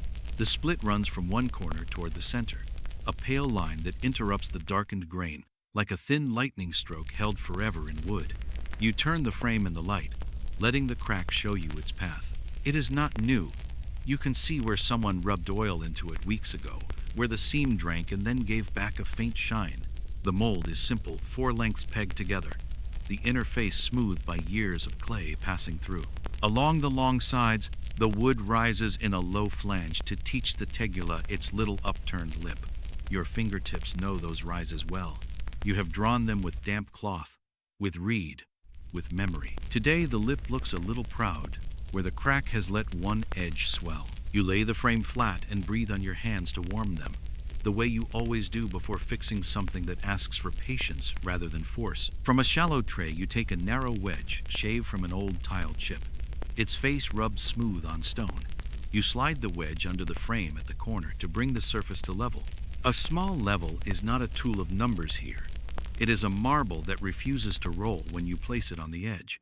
You set the little stone down, watch it pause, and nod. The mold waits, held still enough to be honest. You mix a paste in a small bowl, fine clay dust, whisked with a little thin glue from boiled scraps of hide, the way the carpenter showed you years ago when a plane tore a mouthful from a board and needed gentleness to be whole again. The paste smells faintly sweet and oddly clean, like warm broth cooled to memory. With a reed spatula, you coax it into the crack, pressing until the seam tastes enough of it to close. The paste does not argue. It rests where you leave it, content to be the seam's new story. Mainstream fact: molds in Roman tile yards were typically wood, often hardwoods where available. Their inner faces kept smooth and slightly oiled or dusted with fine sand so clay would release. A good mold was a quiet partner, guiding thickness and edge without announcing itself in the finished surface. You bow your head to see the light catch on the repaired line. The pale intrusion has darkened already as the paste settles. You run the flat of your thumb across it once, not to test its strength, only to make sure the surface is one continuous thought. Then you turn to the raised flange where the crack had let the lip stand too high. With your amphora ear scraper, you draw 3 gentle passes along the inner edge, not to lower the whole line, just to erase a proud syllable. Wood rolls away in soft curls no heavier than the dust that settles on your shoulder every day. You trap each curl with your thumb and set it aside in the bowl. Even shavings serve later to light the kiln, and nothing here wishes to be useless. The mold's inner corners hold faint ghosts of clay, a reddish film in thin crescents. You lift your small reed brush, work the bristles into the corners, and the red gathers in a cloud that lies down again as a neat little pile. You sprinkle a pinch of fine sand into your palm and blow a dusting over the inner face. The grains sit like stars, few enough to escape the eye, many enough to teach the next tile to let go when asked. Quirky tidbit: some workers give a mold a nickname and press a tiny mark into one hidden edge, not the yard's stamp, but a private sign, a dot or short line, so they can find their good frame again among the stack. One of your long sides bears a shallow notch you made with a dull knife years ago. You run a finger over it, a greeting as ordinary as tying a strap. You check the pegs at the joints. One has crept up a finger's width. The summer air works on wood the way a steady sea works on pilings. You take the small mallet that always lies under the bench and convince the peg home with 2 soft taps. The sound is right, a firm, dry click that means the joint has agreed to remember itself. You sight along the long inner edge, blink once to rest your eyes, and sight again. The line holds steady, a horizon in miniature, scholarly uncertainty.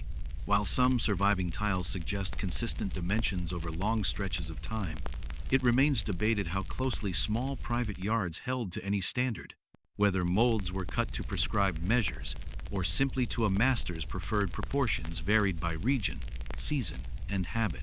In your yard, the measure is the way 2 tiles sit edge to edge without a step between them, the way an imbric settles on 2 flanges without chatter, the way a builder's hand does not flinch when he beds the piece in mortar. You dip a cloth in thin oil not to gloss, only to feed the grain so it will move less when the day grows hot, and wipe the inner face of the mold with a long, slow pass. The cloth carries the smell of crushed olives and old wood smoke. The sheen it leaves is no more than a suggestion. Clay will notice it, and that is enough. You wipe the raised flanges last, pressing lightly so you do not polish the lip to slipperiness.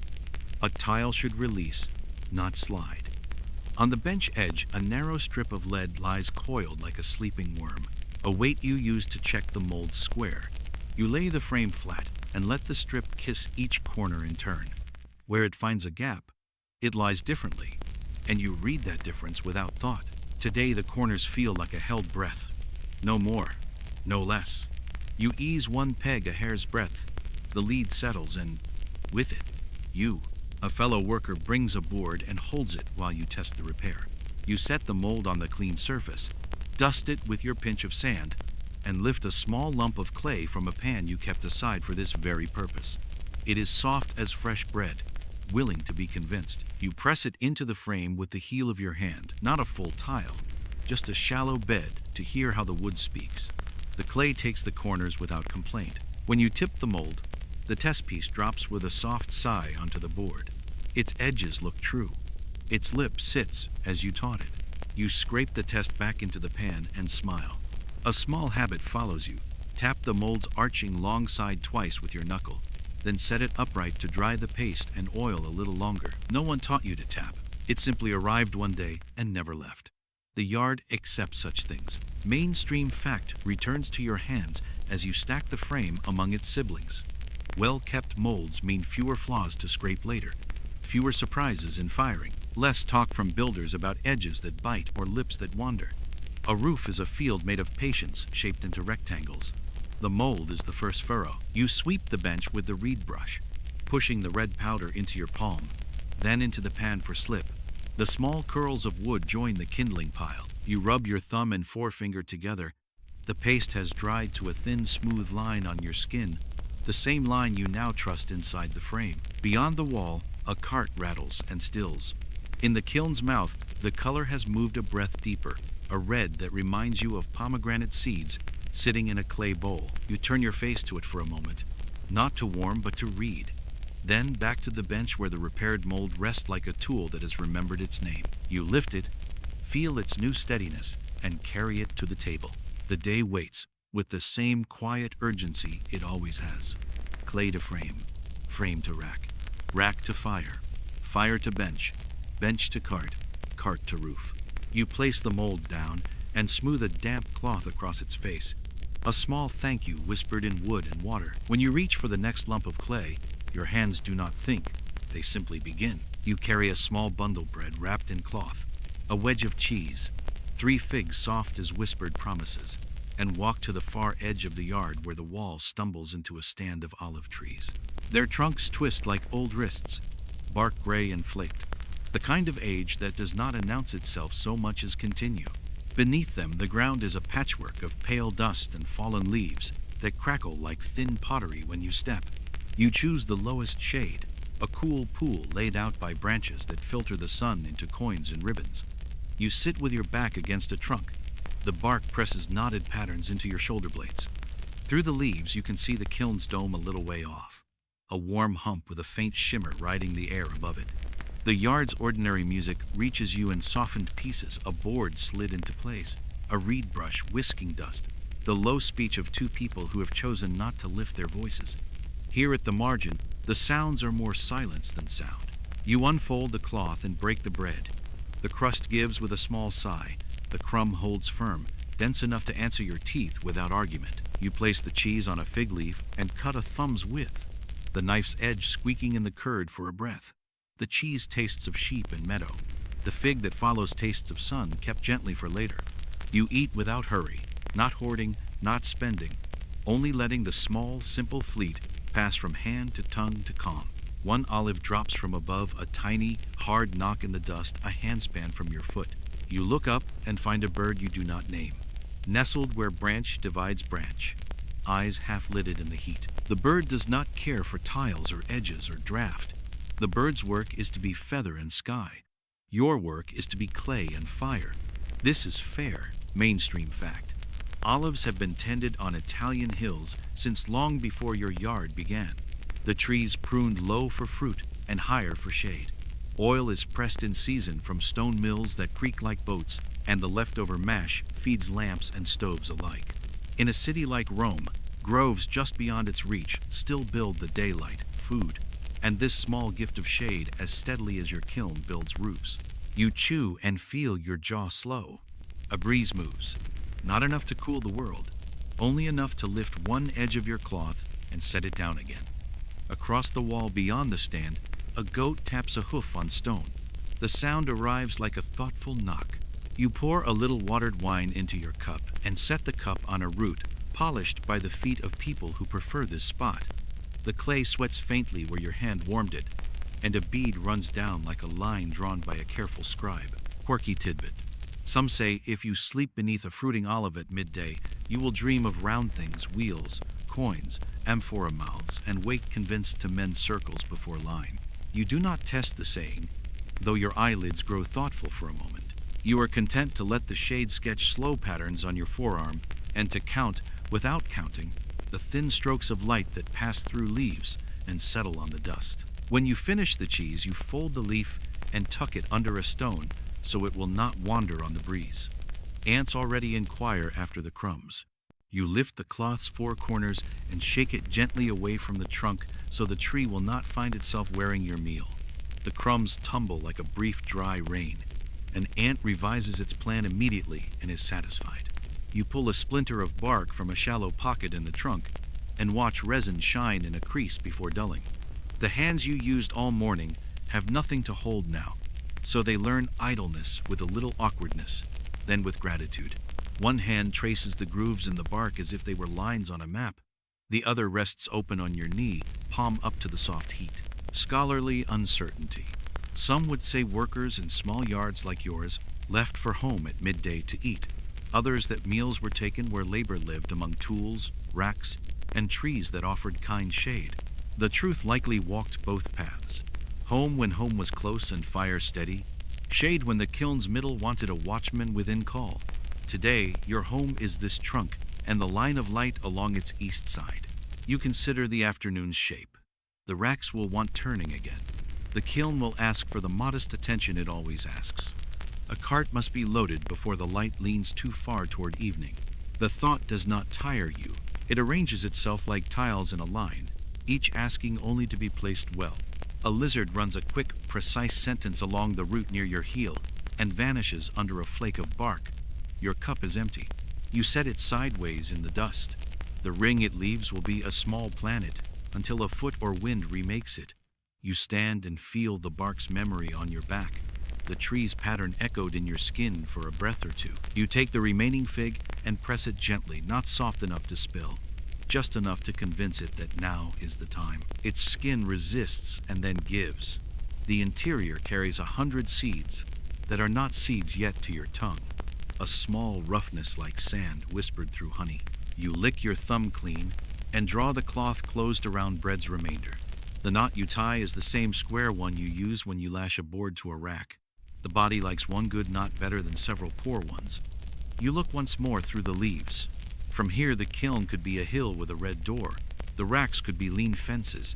The foreman, a stump that grew eyes. And yet your feet know the distances. When you step from shade to sun, the day folds back around you in its old shapes. You walk slowly, small stones pressing commas into the leather of your sandals, commas that say the sentence of the day is not finished. As you pass the last trunk, you lay your palm along it in a brief thanks. The bark answers with its quiet roughness.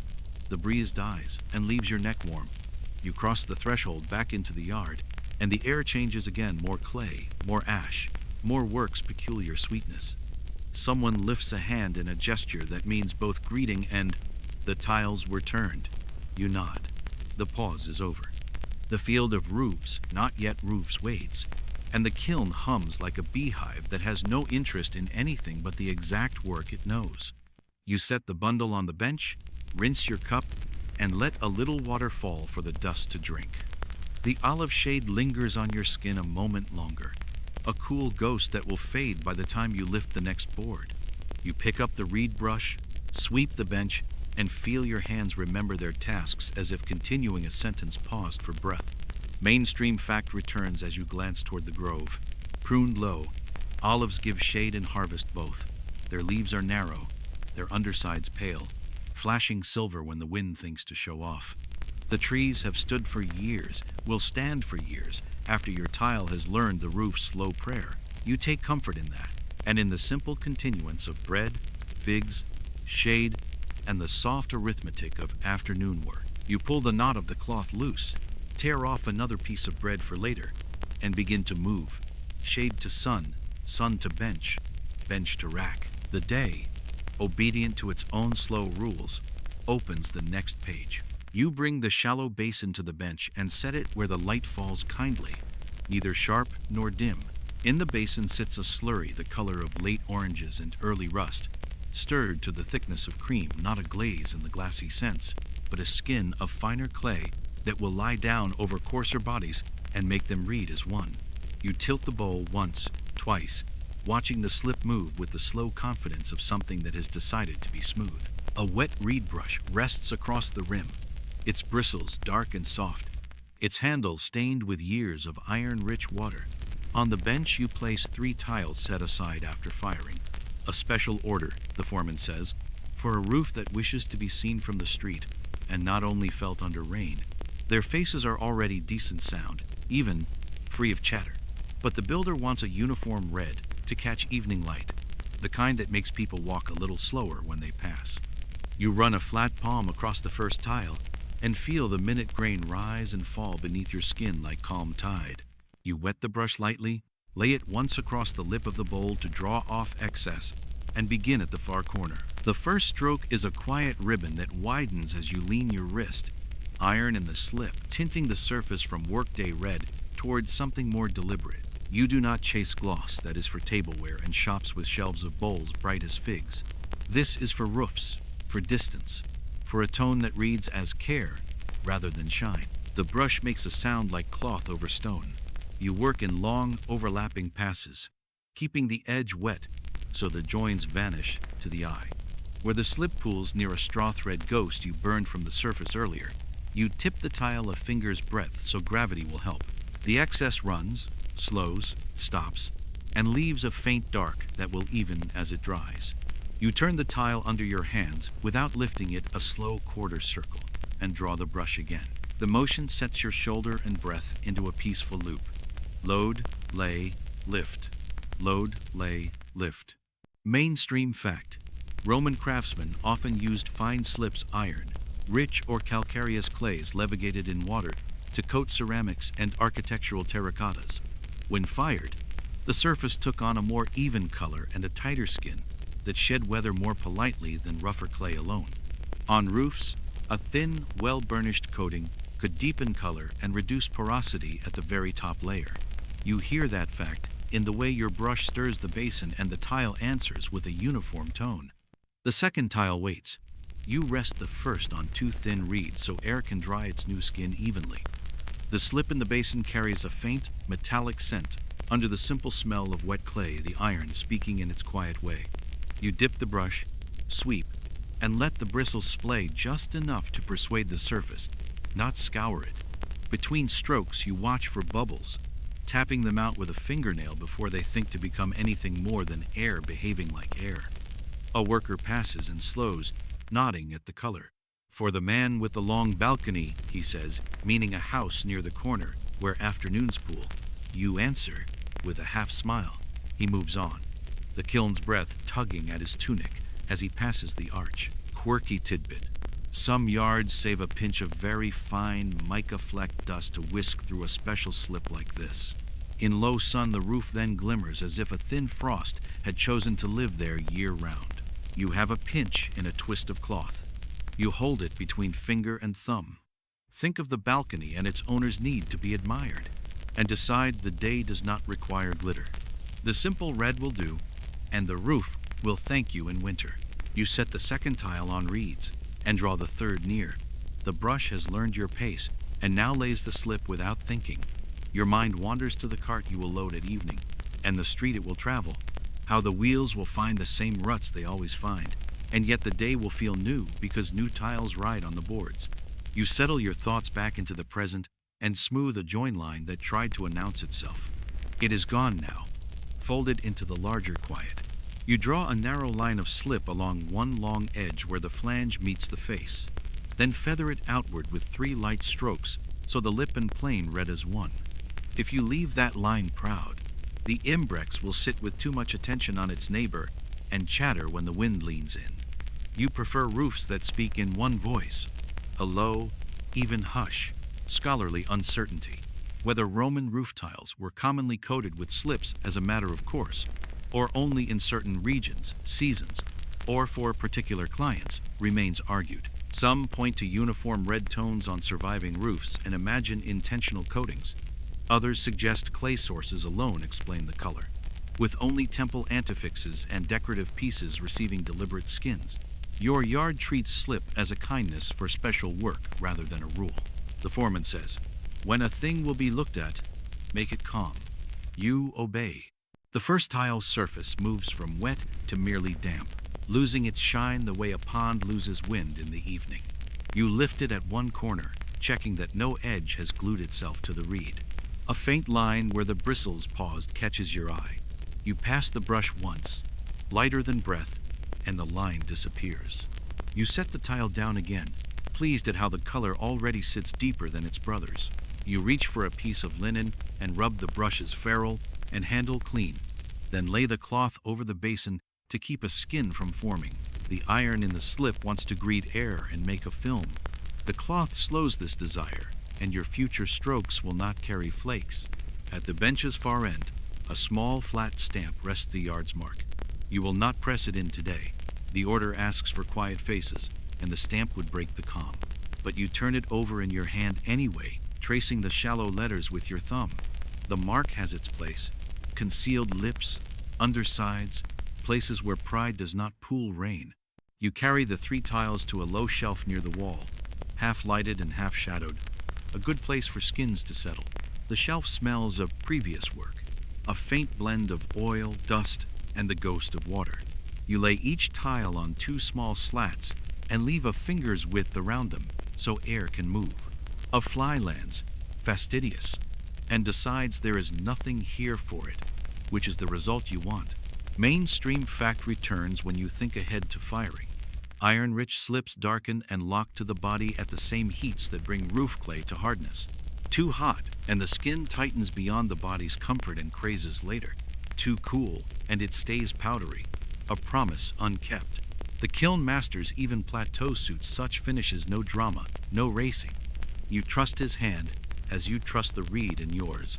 For a moment you imagine the balcony itself, the long view across the street, the way the late sun will graze the ridge and teach the red to hum. People will not know why they enjoy looking up. They will say the house looks tidy, well kept, fortunate. They will not think of your basin or your brush. That is fine. Roofs are satisfied with being noticed only by rain. A thin breeze slides along the wall and lifts one corner of the cloth over the basin. You smooth it down and stir the slip twice, just to keep it friendly. A fellow worker brings another fired tile, raises an eyebrow to ask if this one too, and you nod. He sets it gently on the bench. Its face shows a slightly louder grain. You work a touch more slowly, letting the slip persuade the texture into a softer story.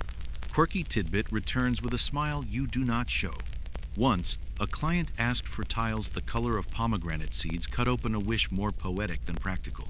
The master mixed 2 clays, one with more iron, and had you burnish the slip with a smooth pebble once it firmed. The roof glowed for a season like a fruit in afternoon light, then settled into a dignified red. The client married someone else that winter. The tiles did not mind. You finished the last stroke of the hour and set the brush to rest. The 3 first tiles have moved from damp to nearly dry. A thumb laid very lightly on a corner comes away clean. You will wait until evening's cooler breath before they go near the mouth, and even then they will ride high in the chamber, where heat comes by manners rather than enthusiasm. Scholarly uncertainty returns one more time, not as an argument, but as a shrug you accept. Whether the Romans named each shade of red the way potters now recite numbers, or whether they spoke of good roof color and trusted the eye, no one can prove. You speak the latter language. When the foreman asks how they look, you will say, quiet, and he will nod, because quiet is the color roofs should be. You wash the brush in a small bowl, squeeze the water down the handle, and flick the last drop onto the dust where it vanishes, like a thought that decided not to be spoken. You cover the basin, straighten the bench, and carry the tiles to their patient shelf. The yard breathes its even breath. Somewhere a bell from the market rings once, then forgets what it wanted to say. You listen for the kiln, the same steady murmur, and for your own hands, already reaching for the next tile without asking your mind to decide. The firing holds steady enough to let brooms speak. You fetch the long-handled brush from its hook bristles cut from stiff broomcorn, bound into a ferrule blackened by years of heat, and the shallow shovel with its lip hammered thin as a fingernail. The stokehole lip is warm and gritty under your palm as you kneel. Ash lies there in a pale crescent, the kiln's quiet snowfall accumulating grain by soft grain until it asks to be moved. You touch the ash first with the back of your hand. If it bites, you wait. If it merely hums, you work. Today, it hums.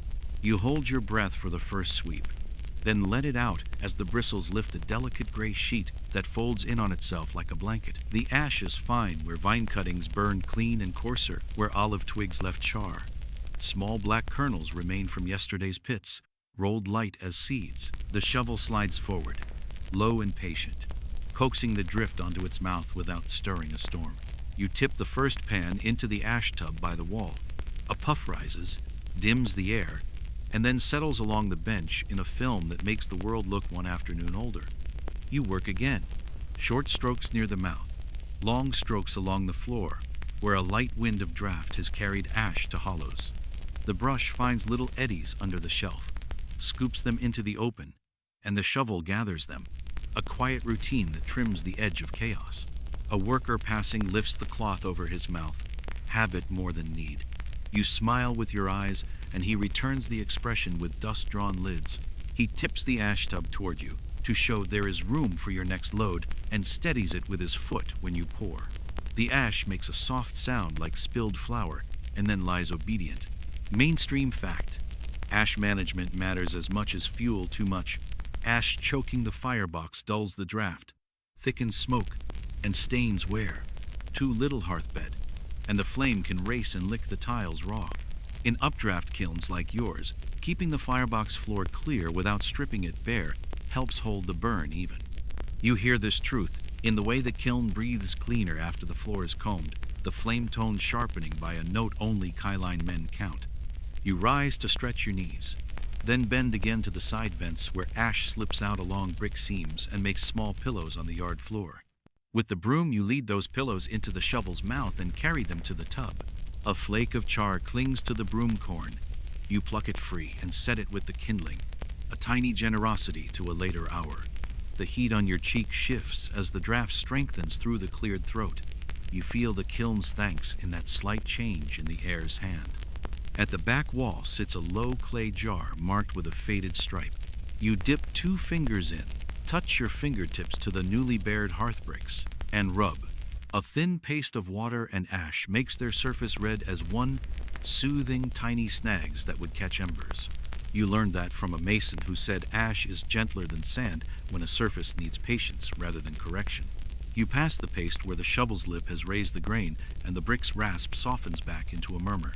Quirky tidbit: a pinch of very fine ash, whisked through linen and kept dry, will polish a terracotta face to a modest satin when rubbed with a little oil, a trick some builders ask for on lintels and cornice tiles, meant to be admired more than most. You keep such ash in a twist of cloth tucked in a crack in the bench. Today, you leave beauty for another hour and stick to breath and flame. When the tub grows heavy, you and another lift it by its rope handles and carry it to the ash place near the gate, a dug hollow lined long ago with broken amphora and tile. You pour carefully, letting the ash slide down its own slope. The breeze takes a thin veil cityward. The rest settles into the pit's layered memory. Winters, summers, feasts, ordinary days, all written in gray.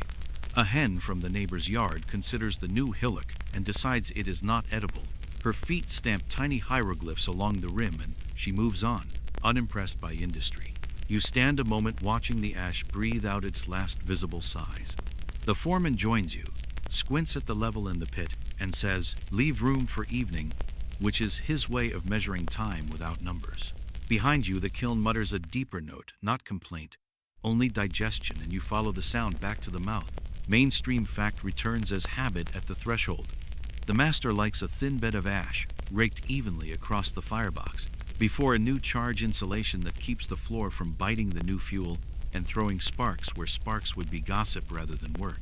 You pull the rake once across the brick, long and steady, leaving a pale, even skin that looks like fog on red stone. The master nods without shifting his gaze. You wipe the broom's bristles on a strip of old sack, shake out loose dust, and hang the tool back on its nail bristles down so the weight will not bend them into a useless splay. You pass the shovel's edge over a brick and feel with your ear rather than your hand. A clean, thin ring means the lip will slide under ash without catching. A dull kiss says a burr remains. Today it sings. Scholarly uncertainty.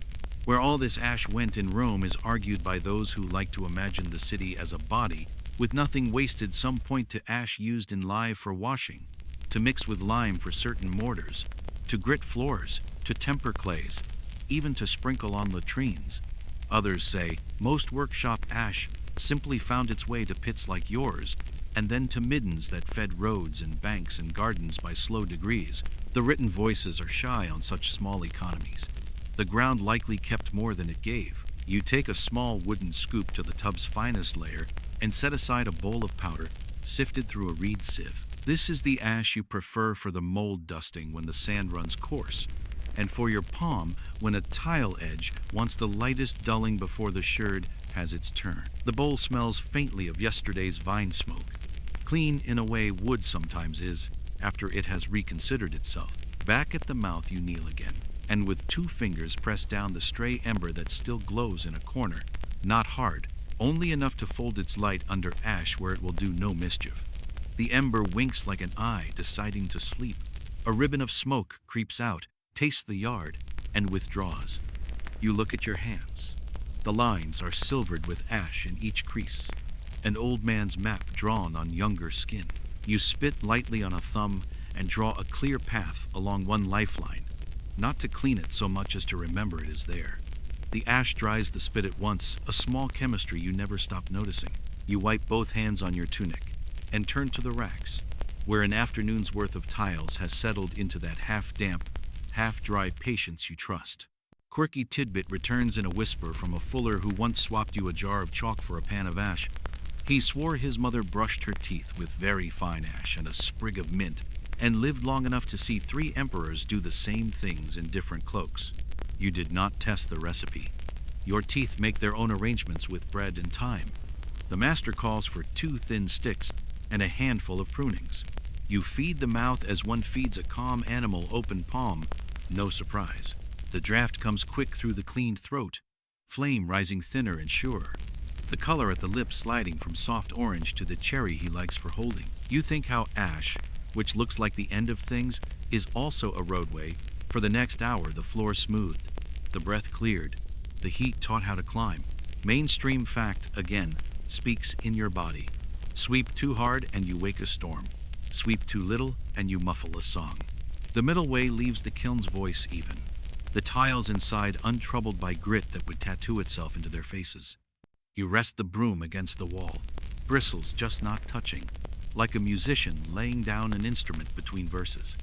Scholarly uncertainty returns and bows itself out.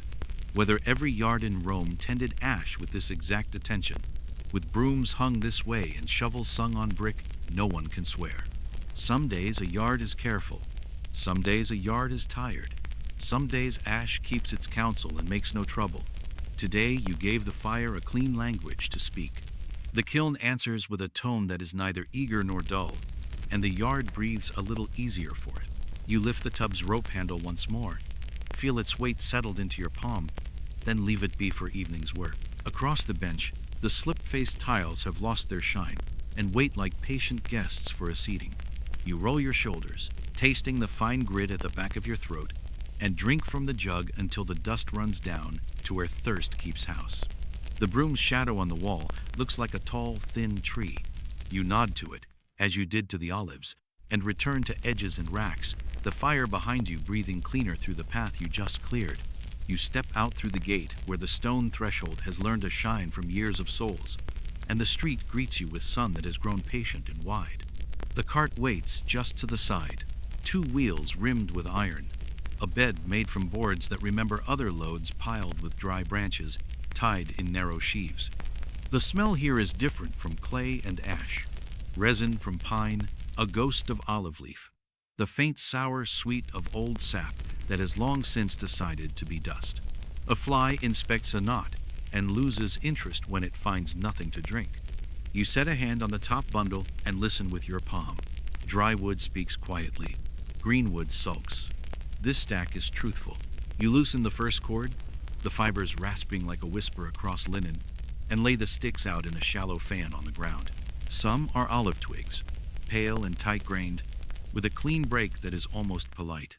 Others are vine prunings, crooked, wiry lengths that snap with a small, bright sound. A handful of pine slivers lie among them like yellowed quills. You save those for kindling because they begin flame as if they were born for it. The cartman sits on the tongue, chewing something that takes its time. He nods when you glance up, then scratches the wheel hub with a nail until a curl of wood lifts and falls. No need for bargaining. The foreman has an arrangement with him that is as old as last winter. He gestures at the back of the cart where longer sticks lie, and you nod.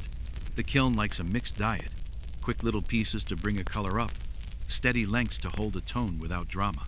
You take a stick and thump its butt on the stone. A hollow, happy sound answers the note of dryness, and you set it aside with others like it. Another stick answers with a duller voice.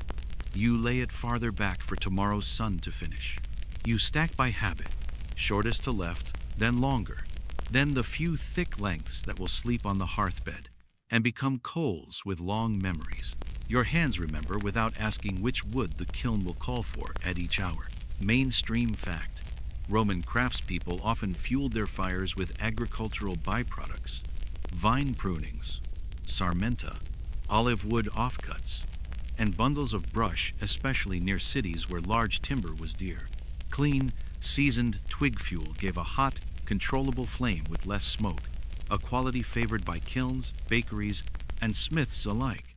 You hear that truth in the way vine wood breaks neat and burns steady, and in the way yesterday's olive twigs left only a fine ash that swept like silk. You snug a bundle's cord tight with a square knot your fingers tie even in sleep. Lift the sheaf to your shoulder and feel the prickle of twig ends tap a quiet drumbeat through your tunic. The road dust gives under your feet and puffs in pale sighs. A boy rolls a hoop past and glances at you as if wondering whether fire has a face. You set the first bundle just inside the gate, under the eave where shadow gathers like a habit, then return for more. On the next lift you find pine cones hidden under the longer sticks, their scales tight as clenched fists. You pocket 3, quirky tidbit. Pine cones, tucked near a stoke hole, take flame quickly and give a brief, eager light. Some kiln men keep a little basket of them like charms, for mornings that refuse to wake. You prefer the ones with a little resin still asleep between their scales. They greet a spark as if it were an old friend bringing news. The cartman finally speaks, as if the sun has shaken a word from him. River brought more, he says, which can mean boats came down with wood from farther hills, or simply that the price will be less stern next week. You answer with a non-committal sound and choose a few lengths with the bark still clinging in curled ribbons. Bark slows the burn a breath, just enough for the master's held plateau. He watches you pick and lets the silence finish his sentence. You build a small rick by the kiln-crossed courses, ends out, the way air likes to walk sorting for evening. A layer of skinny vine, then olive thumb, thick, then 2 calm pine splits that will not sulk. Between the courses you slip a few handfuls of shavings saved from smoothing tile edges, a memory of clay returning to pay its debt to fire. The rick grows waist high, square enough to please a mason's eye, messy enough to prove a day is happening. Scholarly uncertainty, whether urban workshops relied mostly on dedicated wood, cellars tied to guilds and regulations, or on a loose weave of cartmen, pruners, and whoever had seasoned brush to spare is debated. Some scholars find notices of measured bundles and taxes along quays. Others argue that small yards bartered and bought by habit, season, and neighborly promise. Your yard practices the latter. The foreman's nod, the cartman's shrug, the steady rhythm of bundles arriving when the moon says pruning is done.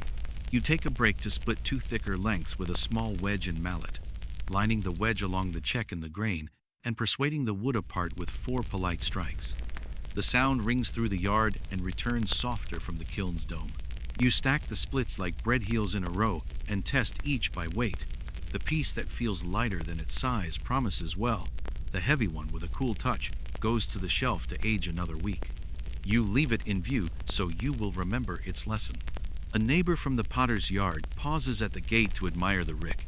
He observes, as if remarking on weather, that vine burns with a clean tongue and pine with a sticky one. You agree that sticky is useful only at the start, and he grins, having invited himself to the obvious. He plucks a pine cone from your pocket with 2 fingers, weighs it like a coin, and sets it back without asking. Clay people borrow without borrowing. You thread a cord through the next bundle and watch dust ladder up in the light.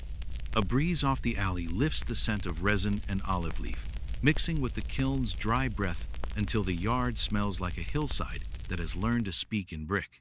You touch the rick's side with the back of your hand. Shade has kept it cool.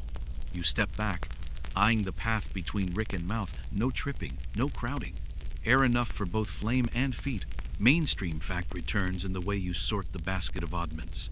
Tiny prunings for kiss, fuel, when the master asks the color to climb 1 finger's breadth. Pencil-thick twigs to knit across a quiet patch. Palm-thick to calm an over-eager pull. Never a great log, never a green branch. Never anything that says smoke before it says heat. Potters and tile makers learn the same grammar with different nouns. You carry the last pair of bundles from the cart and feel the day pull gently in your shoulders. Not a complaint, more an acknowledgement. The cartman hops down, counts the missing cords by glancing at the empty impressions on the bed, and marks a notch on a small stick he keeps behind his ear. He offers you a rind of dried fig as receipt and goodwill. You decline with a smile and point to the foreman, who will settle the tally in the evening with words older than coin. You return to the rick and wedge 3 pine cones in the crook, where 2 courses meet, not talismans, exactly, but a convenience laid aside for the hour when the kiln asks for a courteous start after a small door has been moved. You tuck the vine's thin ends inward so they do not snap under careless feet, then push a shallow trough of swept floor dust under the rick so the first fallen ash will not lift in a show. Quirky tidbit returns with a memory from last winter. An auntie from the alley swore by laurel sprigs thrown on the first flames to make the smoke smell virtuous. The master let her toss 2. The kiln, unmoved by virtue, burned them without comment. Still, for a quarter hour the yard smelled like a kitchen on a festival morning, and no one held that against anyone. You set a small stool near the rick for the master's evening watch, and place the kindling basket within a foot of his reach, handle turned toward the hand he prefers. These are the sorts of arrangements that keep a kiln from tripping over its own feet. You press your thumb into a knot on an olive length. It is as hard as a worry polished by years, which makes it perfect for coals. You tuck it low in the stack where it will consider its nature slowly. Scholarly uncertainty returns as a gentle shrug. Some say Rome's rivers were choked with barges of firewood. Others that the hills grew thin from too many kilns and kitchens. How any 1 yard divided fuel between purchase, barter, and harvest is a ledger the ground keeps to itself. You keep your own smaller book in muscle and ear. The weight of a good bundle, the song of a dry stick, the way a pine sliver can wake a dozing mouth of brick with 1 bright whisper. The sun tilts and lays a warm coin on the kiln's shoulder.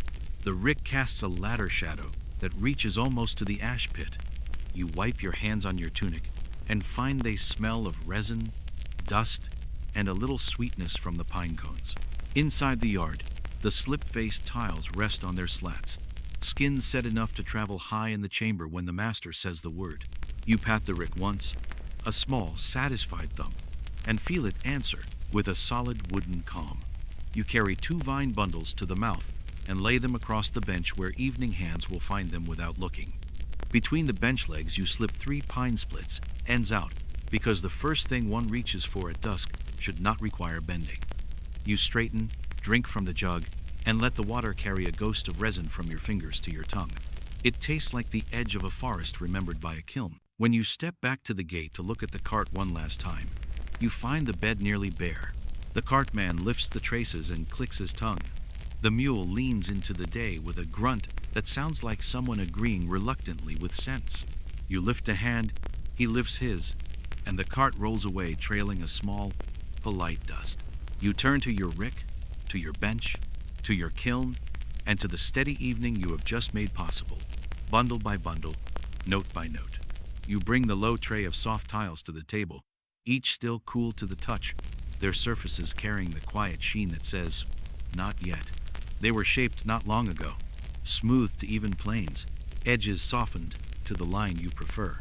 This is the moment for the mark, not when the clay is wet enough to swallow it, not when it has stiffened and would chip at the borders, but in the middle, willing, attentive, ready to remember. From the shelf, you take the stamp wrapped in linen. The wood is olive, close-grained, worn to the color of warm bread at the places where fingers have held it year after year. On its face, a shallow relief. The yard's name pared backward by a careful knife.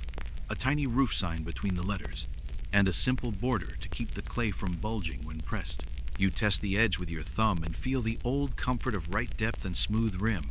You wet a cloth in the basin and wring it over the stamp face, not to soak it, only to leave the faintest damp that keeps clay from clinging. The cloth smells of reed, water, and smoke. You set the first tile square to the board and touch the corner you've chosen, always the same corner, always the underside, a place where pride will not collect rain. The stamp hovers, then lowers. You press with your palm flat, heel down first, then the weight spread, neither timid nor forceful. A soft sound answers, halfway between sigh and kiss. You lift straight up. The mark looks as if it were always there and has merely decided to be seen. You breathe once and let your eyes rest along the impression. The small border sits clean.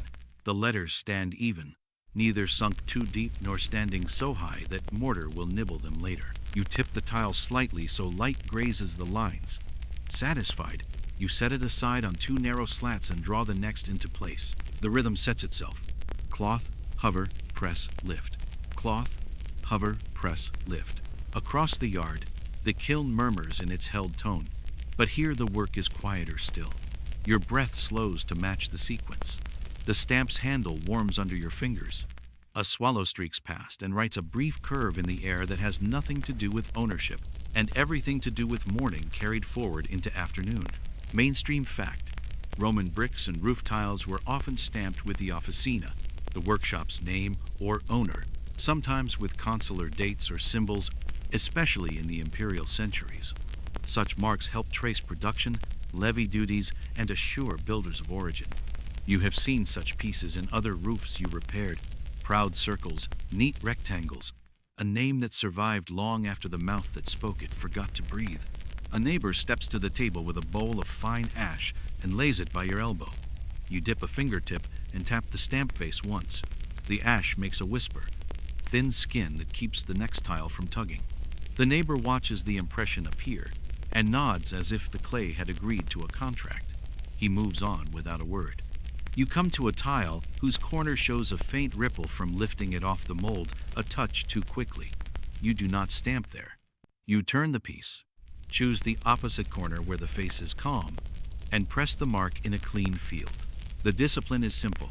The stamp should never sharpen a fault. It should only tell a gentle truth about where the tile began. Quirky tidbit. A story travels through yards like yours that once a young worker stamped 3 tiles upside down before anyone noticed.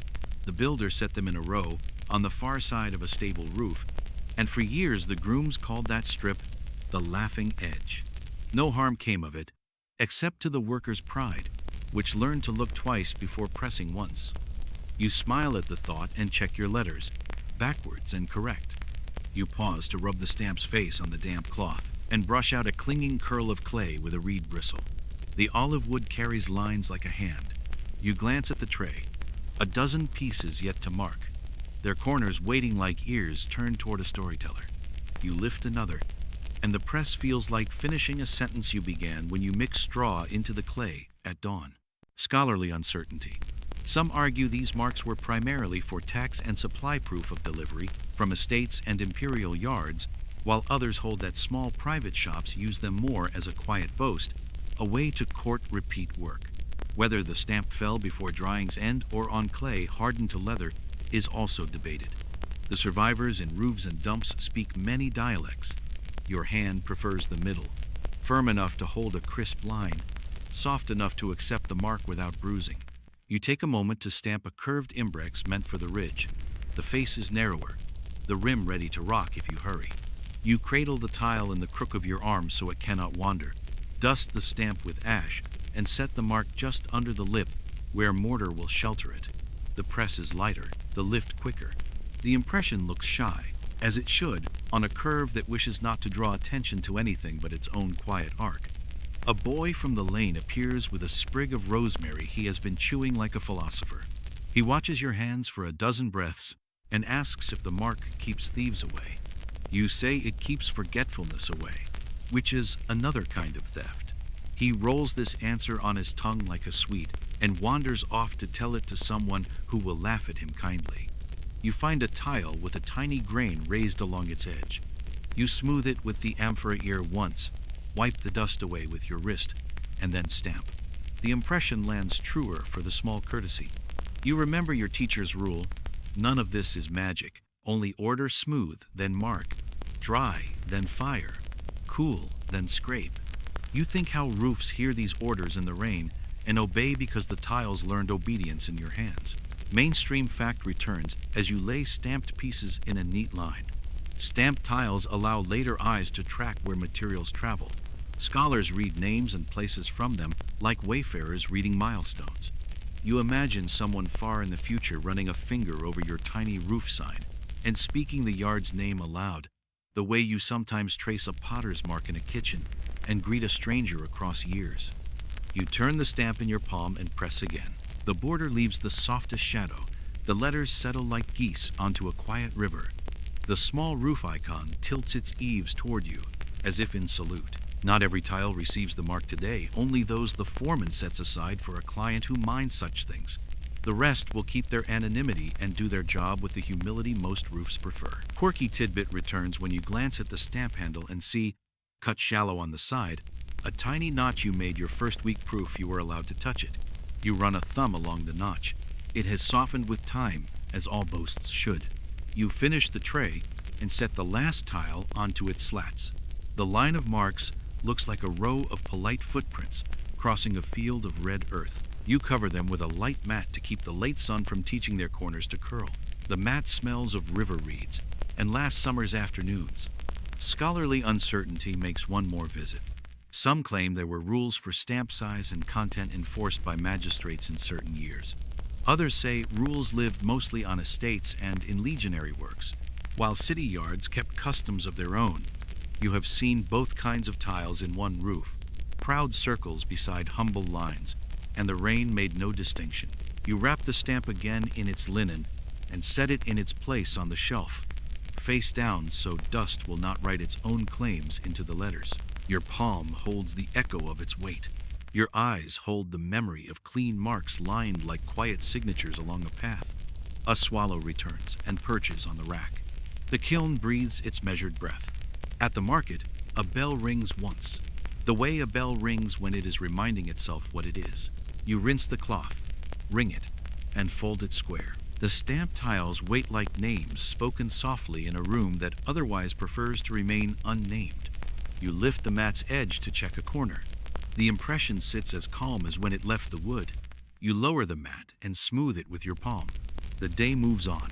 Stamp to shelf, shelf to bench, bench to rack, rack to fire, as it always does, with a small addition of letters that will outlive the hands that set them there. You approve of that kind of persistence. The roof, later, will have something simple to say about where it began, and then it will go on saying nothing at all while keeping out the rain. The marked tiles rest under their reed mats, and the yard is quiet except for the kiln's slow breathing. You turn toward the stack of yesterday's pieces, those that have had their turn in the fire, and are ready for the last small courtesies before they leave your hands. They sit in even columns, edges touching lightly. their color fixed now in that deep, steady red that will not change for centuries, unless someone pries them from their place. You lift one from the top, testing its weight in your palm. Firing has made it a shade lighter in the hand, though not in color, the water long gone. The clay's temper fused into something that does not remember being soft.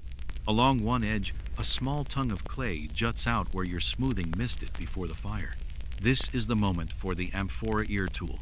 Curved, smooth, just sharp enough to persuade without gouging. You set the tile on the scraping bench, a flat plank with a raised lip to keep the piece from wandering, and draw the amphora ear along the edge. A fine powder spills down, catching the light as it falls to the floor. You keep the stroke even, the sound a soft, steady rasp. You turn the tile and work each edge in turn, removing small ridges, easing sharpness where hands or ropes might catch later. Mainstream fact: in Roman yards, finished tiles were often scraped or rubbed with abrasive stones or tools before delivery, both to remove firing irregularities and to ensure edges fit cleanly when laid. This finishing made handling safer and reduced the chance of cracks starting from a rough spur. The powder smells faintly of the kiln, a dry, baked scent with no trace of damp earth left. You gather it into a small pile at the bench's corner. Later, it will be swept into the mix for coarse mortar. Waste here is a rarity. Even the dust is asked to earn its keep. Quirky tidbit: some old workers swear that scraping tiles while humming keeps the strokes even.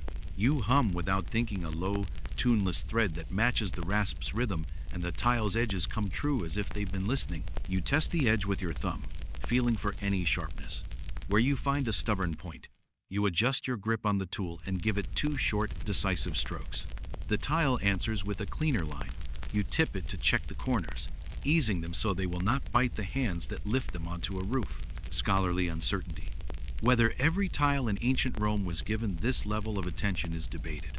Some suggest only tiles for prominent buildings received full edge finishing, while others argue that the practice was standard to ensure durability regardless of where the tile ended up. Here, the habit is applied to all. A roof is a roof, and weather makes no distinction. The next tile you take has a faint, pale streak across its face, a place where the kiln's heat licked differently, perhaps because a neighboring tile shielded it for a moment. It is still strong, but you scrape the edges with more care, as if to make up for the uneven color. You stack it separately. The master may choose it for a less visible stretch of roof. You pause to sweep the powder into the basket at your feet, the bristles of the brush whispering over the wood. The kiln sighs behind you, adjusting its own work. Outside the wall, you hear the creak of a wheel and the brief call of someone selling figs. The day moves on without asking for permission. You finish a column of tiles and set them in their own rack, edges neat, each one now without burr or spur. The floor under the bench holds a scattering of red dust, and your hands wear a faint film of it, as if the clay still wants to remind you where it began. You brush your palms together, and the dust drifts away in a thin cloud, falling onto the same ground where the first clumps were once dug. The amphora ear tool rests easily in your fingers now. You draw it once along the bench lip just to hear the sound, a note that says the edge is ready for another tile. The pile of yesterday's work waits, patient and solid, ready to be shaped one last time before it leaves the yard for roofs that will never see your face. You step over to the long rack where the oldest tiles wait, not yesterday's work, but pieces that have been sitting for weeks, stacked in quiet columns, their color deep and their edges already tamed. These are the ones ready to leave the yard. The foreman asks you to prepare them for the carrier, who will come before evening, so they travel without fuss and arrive as they should. The stack leans ever so slightly toward the wall, a tilt you notice because you know the language of weight. You slide your hands under the top pair and lift. Fired clay does not forgive clumsy handling. It tells on you if your grip is loose or your steps careless. You carry them to the packing bench, a wide table dusted with straw, and lay them flat, faces up, so you can see if any has warped in the weeks since firing. Mainstream fact: Roman workshops commonly used straw, reeds, or chaff as packing material when transporting tiles, to prevent chipping during the jolts of travel. The soft layer cushioned the edges and also absorbed small shocks when the cartwheel met a stone or rut. You take a bundle of dry straw from the corner, its stalks whispering together as you shake it loose. The smell rises at once, warm, dusty, faintly sweet, and fills the bench like an old story returning to the room. You spread a thin mat of it, running your fingers through to check for hidden grit that might scratch the clay. Then you lay the first tile on top, its weight pressing the straw into a shallow nest. Quirky tidbit. One of the older carriers insists on tucking a sprig of rosemary into each bundle so the tiles remember the sun. You've never seen proof it changes anything, but when he arrives, the scent follows him like a small, traveling garden. You place the second tile face to face with the first, so the raised stamp and surface are protected. The edges meet without grinding, thanks to the scraping you did days ago. Another layer of straw, then another pair of tiles, until the stack on the bench is waist high. Between each set, the straw settles like a breath. Scholarly uncertainty. Some historians debate whether roof tiles were usually delivered in such small, hand-carried bundles, or in larger stacks, bound tightly with rope. Surviving depictions and shipping records offer mixed evidence. Some suggest neat, modest bundles for easy lifting. Others hint at towering loads on carts and barges. In your yard, the habit is modest bundles. A roof is not built in a day, and neither should the carrier's back be broken in one. You cut a length of hemp rope and loop it under the bundle. The rope is coarse but strong, its fibers twisting against your palms as you draw it up and knot it snug. You choose the knot that will hold steady, but give way with one pull. The carrier will thank you when unloading. You tap the top tile lightly, listening for the steady tone that says none are rattling inside. From the corner, the foreman watches for a moment, then goes back to his ledger. He trusts your hands to do this without oversight. The trust sits on your shoulders lightly, like a well-tied cord. You move the finished bundle to the shaded corner near the gate, stacking it against its brothers so the growing pile leans neither in nor out. Each bundle makes a small hollow thud as it settles, the straw shifting inside to hug its charges. You think about how, tomorrow, these tiles will see the sky from a cart, then the rafters of some builder's work, then centuries of weather. Their life with you is almost done. You return to the rack for the next pair. The clay is cool from shade, the edges smooth under your thumbs. You know these pieces by touch now. The weight tells you if the clay was tempered well. The ring tells you if the fire was true. The ones that don't meet those measures have already been turned to rubble for new mixes. What remains is sound, dependable, ready to keep rain from heads you will never meet. The pile by the gate grows with each trip. Straw drifts on the ground, catching at your sandals, and you brush it away with your toe.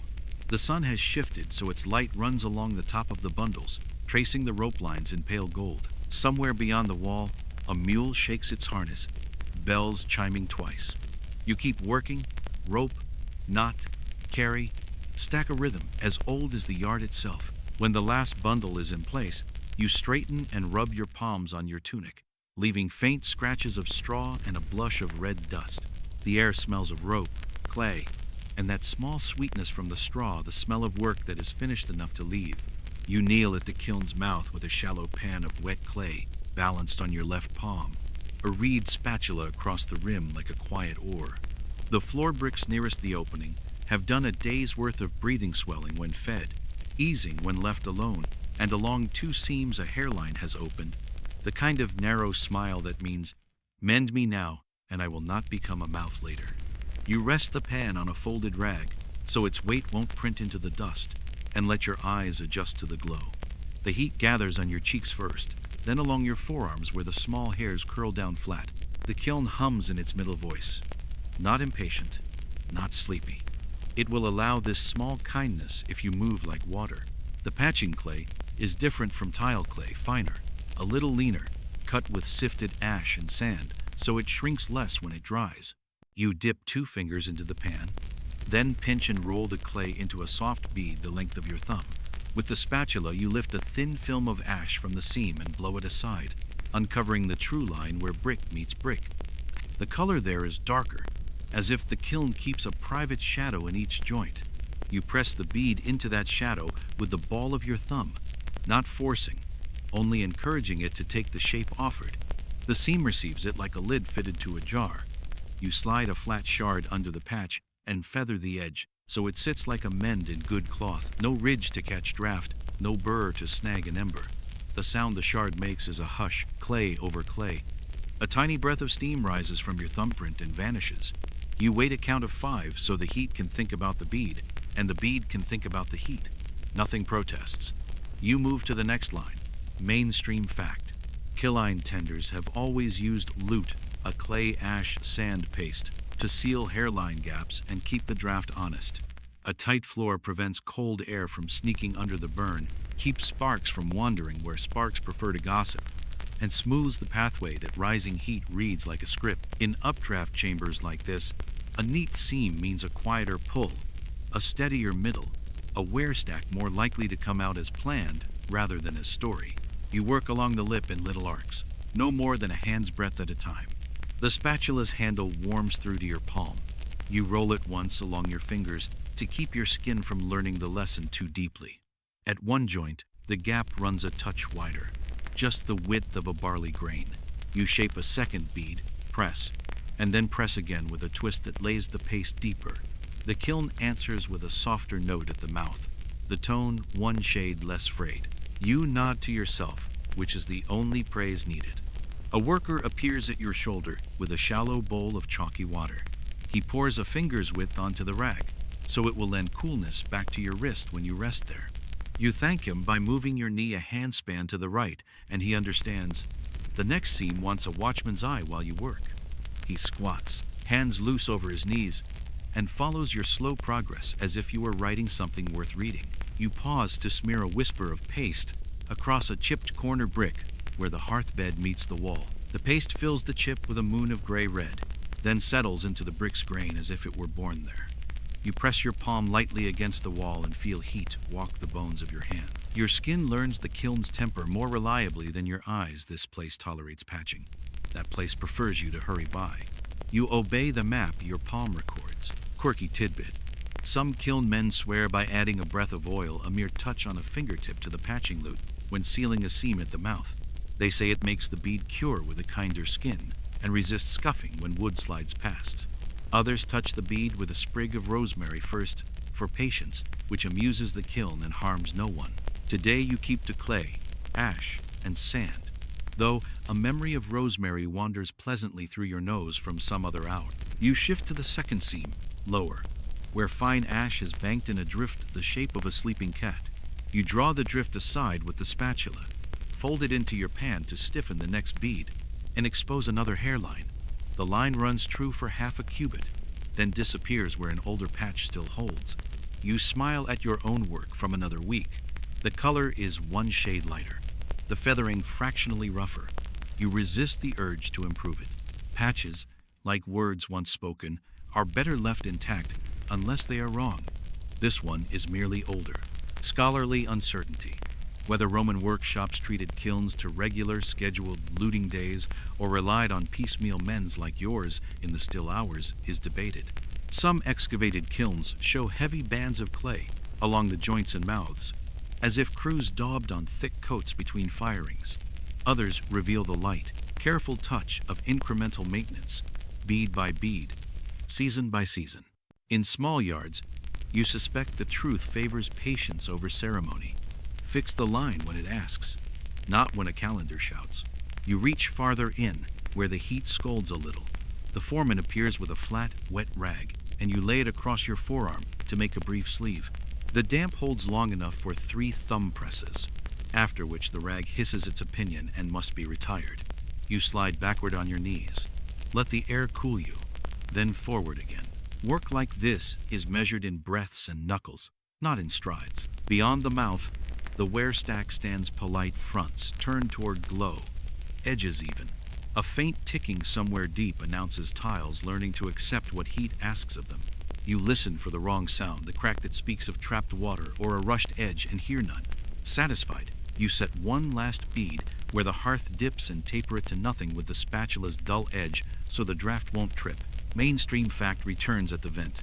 A properly sealed floor and arch. Let the master read the draft through the vents alone. Lift one stone and you feel a tuned pull.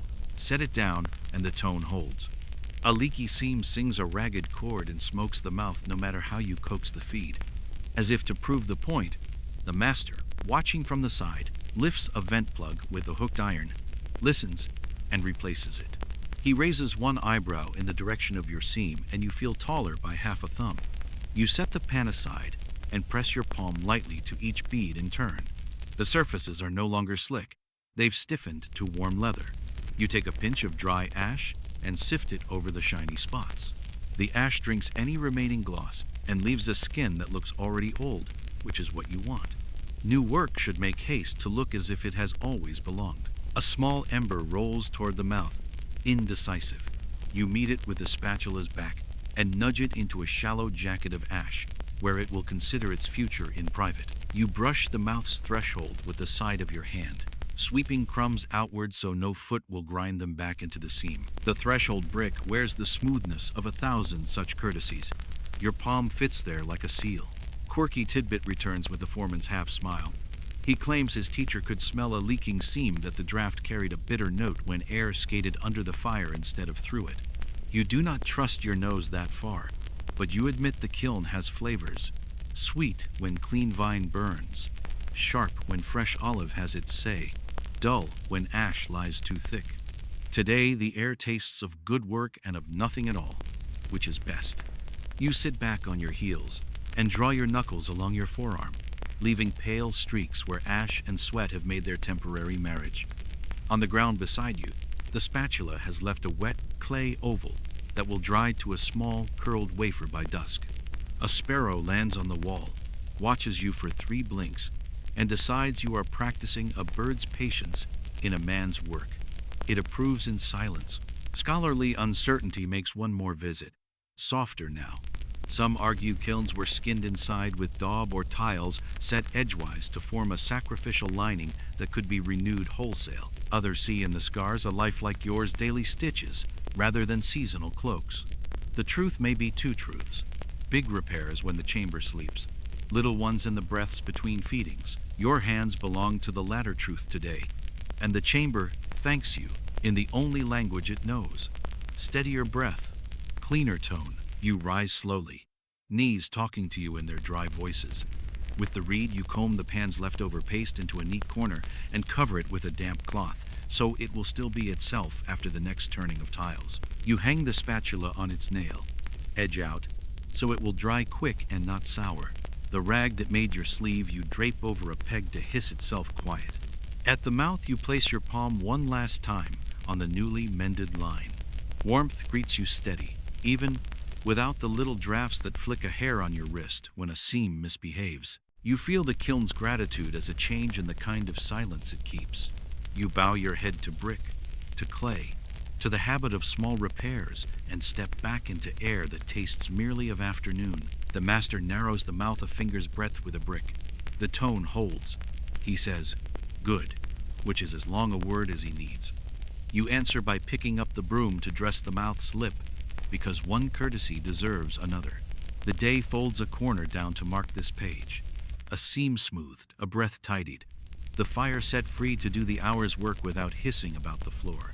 Toward evening, the yard changes color first, then temperature, then sound. The light slides from brass to copper, and finally to something you cannot name. A softened red that seems to rise from the kiln as much as fall from the sky. The master has tuned the mouth to a narrow smile, and the chamber answers with a steady, contented breath. Above, from the highest vent, a thin ribbon of smoke climbs like handwriting, not a shout, not a smear, just a careful line that knows where it is going. You tilt your head back and watch it unspool. It lifts straight for a moment, finds a layer of cooler air, and then leans eastward in a slow curve over the rooftops. The curve pleases you. It means the draft is clean and the burn honest. Smoke that sprawls means the kiln is arguing with itself. Smoke that writes a single line means the kiln has chosen to speak in one sentence. You feel this in your shoulders as much as you see it with your eyes. The yard settles around you, tiles ticking faintly as their last warmth steps away. Reed mats answering the small breeze with a soft brush of straw on straw. The rick of fuel throwing a resin-sweet shadow across the bench.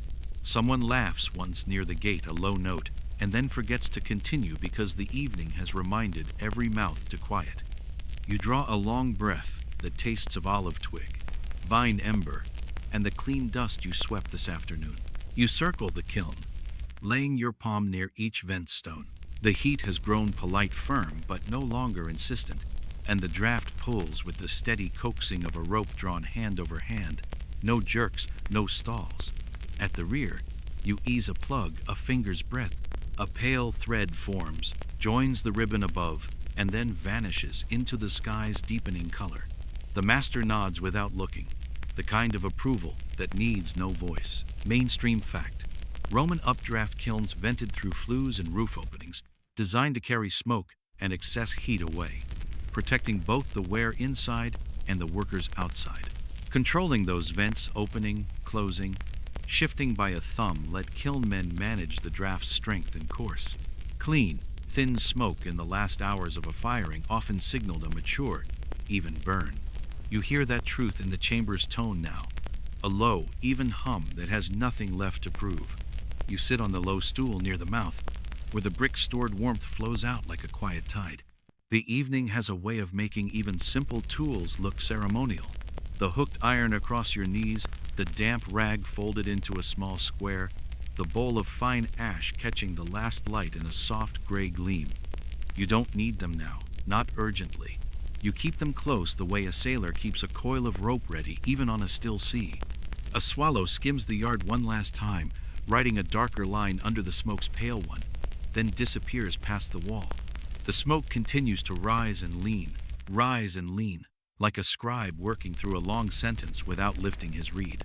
You watch it find the seam between two roof lines and slip along it as water slips along a gutter. The roofs in this quarter know your hands, some directly, some by cousins of tiles you made years ago. You feel a small intimacy with their silhouettes in the fading light. Quirky tidbit: old kilnmen sometimes read omens in evening smoke, whether a narrow ribbon promises fair weather or a wavering thread hints at a change in wind before dawn. One master you knew swore a smoke that briefly curled back on itself meant guests the next day. Guests always came to a working yard, so his omen was never wrong, which pleased him. You preferred to read only the draft and leave visitors to their own plans. You lay the back of your wrist against the arch. It is warm as a loaf pulled from an oven and set to breathe. The chamber inside makes a sound like a large animal asleep. Tiny adjustments, an occasional deeper exhale, no complaint. You lift a pine cone from the basket, roll it in your palm for the pleasure of the scale's rasp, and set it down again unused. Evenings like this do not ask for bright whispers. They ask for patience kept steady to the end. From the alley, footsteps pause. A neighbor leans at the gate, just long enough to make the small gesture that means, "How goes it?" You answer with a tilt of the hand that means, "True and even." He nods, satisfied by the absence of drama, and goes on. The city beyond the wall is entering its own softer hour kitchen. Fires lowering, market cries thinning to murmurs.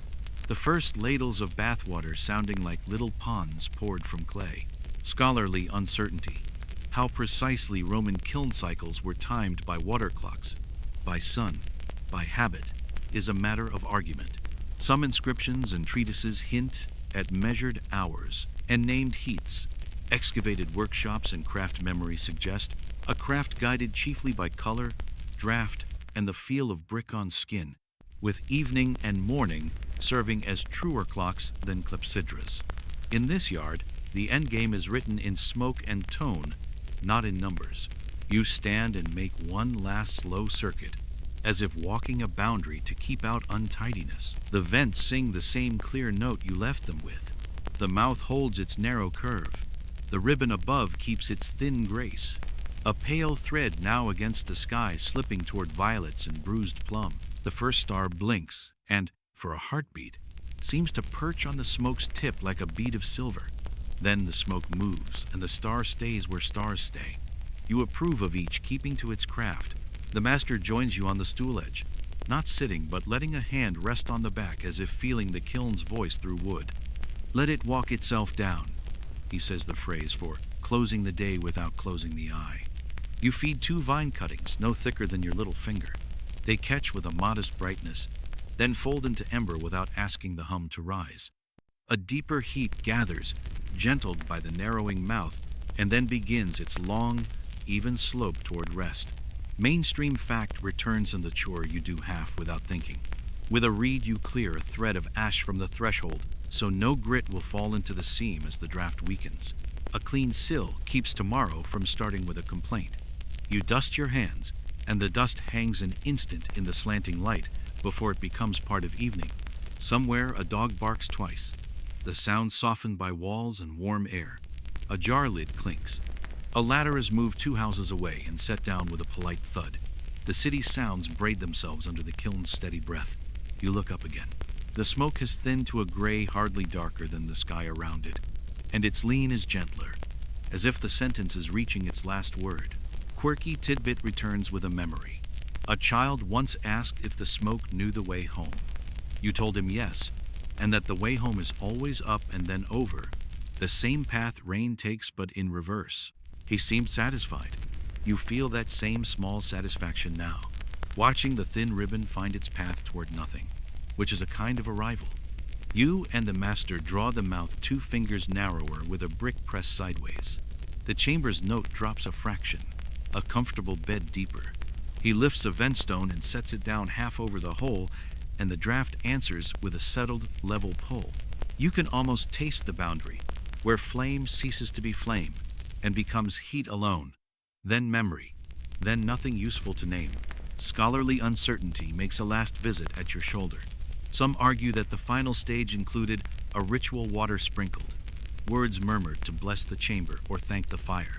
You have seen watered rags laid for steam and heard mutters that might be prayers or merely lists of tasks.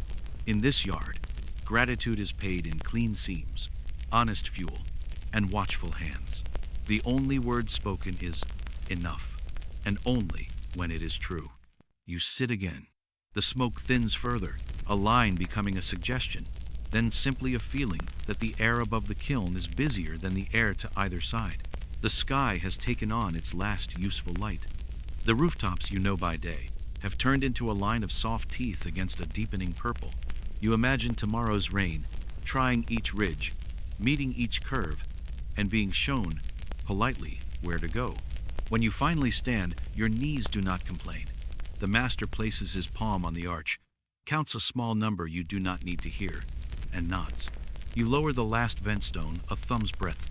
The ribbon of smoke lets go of its line, tears into a thread, and then disappears. The kiln does not stop speaking. It simply lowers its voice to something even your skin has to lean in to hear.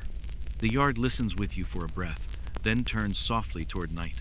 You gather the iron, the bowl, the rag. You hang the iron on its nail where it can watch the mouth it helped tend. You fold the rag and set it where morning hands will find it cool. Overhead, the sky keeps its counsel. Rooftops keep theirs. Your kiln, satisfied, breathes out one last even note and begins to rest.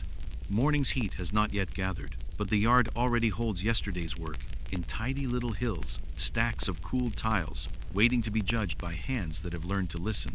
You roll your shoulders once, brush a few straw threads from your tunic, and step to the sorting bench where a plank lies across 2 trestles.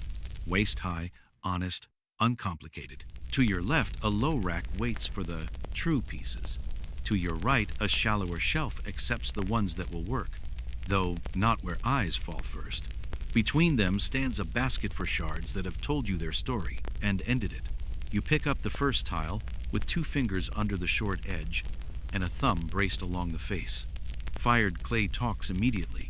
A light, quick ring says yes. A duller thock says perhaps. A little crackle says not today. This one answers with a thin, cheerful note that climbs and stops. You nod to yourself and lay it on the left rack, face down, so its weight will rest on its 2 long flanges the way it will on a roof. You press near each corner. No wobble. It has learned to be still. The next tile is heavier by a whisper. You lay it on the plank and sight along the long edge, letting the light graze the surface. A faint saddle shows less than the thickness of a reed, a bend that might flatten once bedded in mortar, or might keep a curved cover chattering on windy nights. You set 2 narrow reeds beneath the center and press lightly along the flanges. It answers by settling half a hair. You imagine mortar's hands finishing the persuasion. This one goes to the right-hand shelf, a good tile for eaves or inner runs where birds gossip more than people look. Mainstream fact: Roman roofing systems depended on consistent thickness and true edges, so that flat tegulae could lie in neat courses and embrices could bridge the joints without rocking. Even small warps could channel water the wrong way if placed poorly. Sorting after firing by sight, by sound, by touch kept rain loyal to the rafters' plan. You hear that wisdom in the way your nails tap either sings or mutters along each edge. You lift another tile and find a thin, bright line kissing one corner, a hairline that does not reach the face. You test it with a fingernail. It refuses to widen. You tip the tile and tap the edge. The note is not sulky, merely lower. You set this one aside for cutting. Two good halves can sometimes be better than one doubtful whole. The foreman keeps a saw with a narrow, toothy grin for such work. The halves make tidy fillers at chimneys and ridges, where geometry corners carpentry and asks for compromise. You keep a small chalk by the plank and make marks without thinking. A circle for first quality, a short dash for the second shelf, a cross for cutting, a dot at a flange that wants one more kiss from the amphora ear. The chalk loops and scratches leave a temporary language the broom will later erase after those marks have turned into stacks and assignments. Your hands follow the chalk's grammar like a reader trailing a line with a finger. Quirky tidbit: workers sometimes trace tiny fish or leaves in chalk on the best pieces. A private joke that roofers down the line will recognize when the chalk has somehow survived the trip. A fish means singing edge. A leaf means good color. You once drew a sparrow and heard months later that a builder swore the roof under that bird stayed cooler in summer. You have never repeated the sparrow. One miracle per yard is enough. A tile with an old friend's paw print comes up next. You touch the dimples and smile. The print sits away from the flange and does no harm.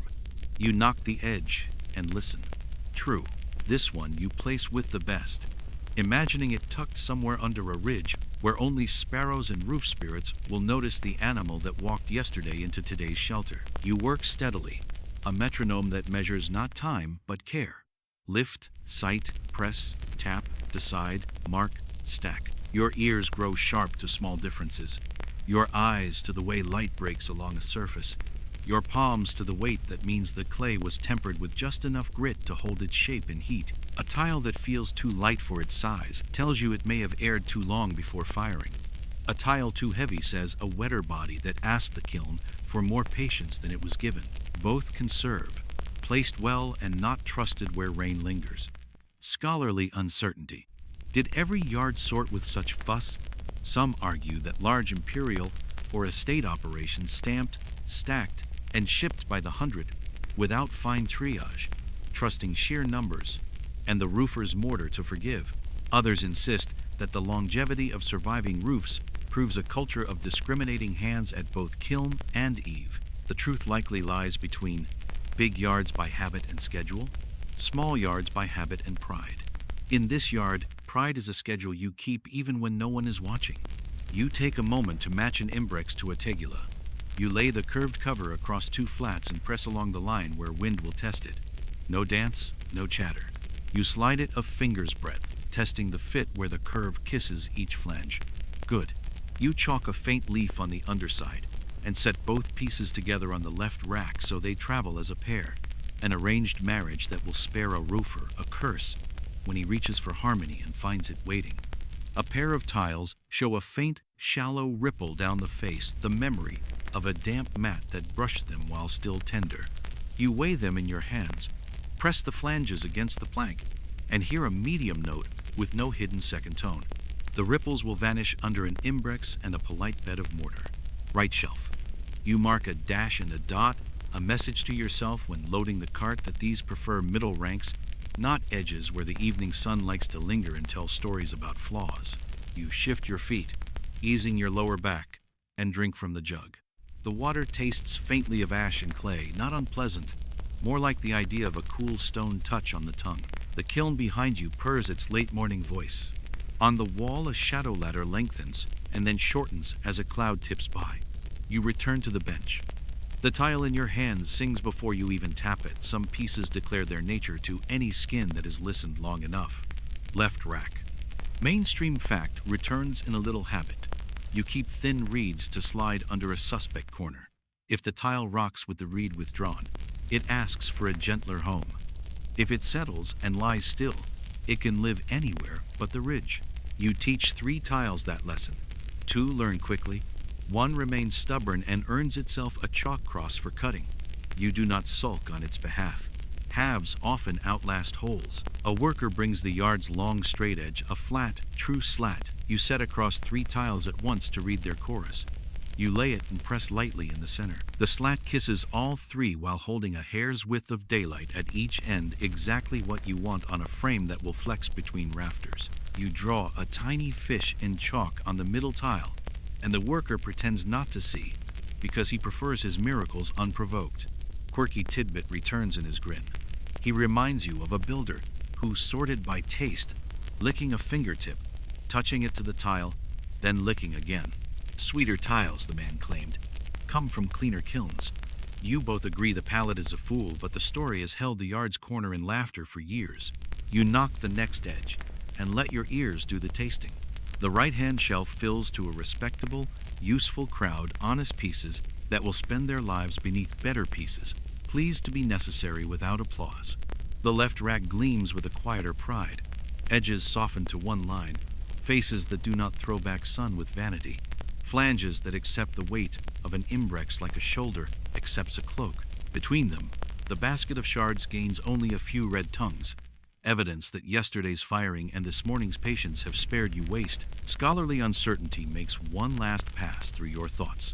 Did ancient contracts specify grades, or did roofers expect a mixed flock and sort on the scaffold with the same calm you use here? The stones and scraps that remain tell no clear tale. You suspect a simple agreement. A yard sends what it would nail to its own house. A roofer returns only what refuses to behave. Neither practice requires law if both keep their pride. You finish the last column and brush the chalk dust from your hands. The plank shows a map of faint marks, now meaningless because the tiles have gone where the marks told them to go. You sweep the bench with the reed brush, guiding red powder into a pan as if herding polite insects. Then you walk the 2 racks with your fingers, laying a palm here, a knuckle there, listening for any tile that wobbles or sulks. None do. The left rack looks like a promise, the right like a plan. You tie a length of cord loosely around each stack so they will travel from bench to cart like friends holding sleeves rather than elbows. The foreman glances over, sees the left-right balance, and hums a satisfied, tuneless note. He does not count. He weighs the scene with his eyes and nods once. That nod is your receipt. You stand a moment longer, hands empty, eyes half closed, and hear the roof of some future house arranging itself from these rows. Water choosing the outer path, wind learning to pass without complaint, footsteps overhead belonging only to sparrows. The thought is as restful as a tiled floor at siesta. You lift the first pair toward the cart, and the day moves on. Quality stacked into usefulness, usefulness tied into quiet, quiet headed out under a sky that prefers roofs that do not make a fuss. You roll the cart closer until the iron rims whisper over the packed dust and settle with a small, contented creak beside the gate. The bed is already dressed. 2 crosspieces, then a lattice of thin slats, then a loose cushion of straw shaken out by your hands until it lies like a shallow meadow. You check the pins at the axle, touch the hub where yesterday's smear of tallow still looks kindly, and set your palm to the tongue as if greeting a shoulder that will share some of your day. The mule flicks an ear toward you and returns to the patient work of breathing. You carry the first pair of bundles from the shaded corner, rope biting your fingers just enough to remind you to hold true.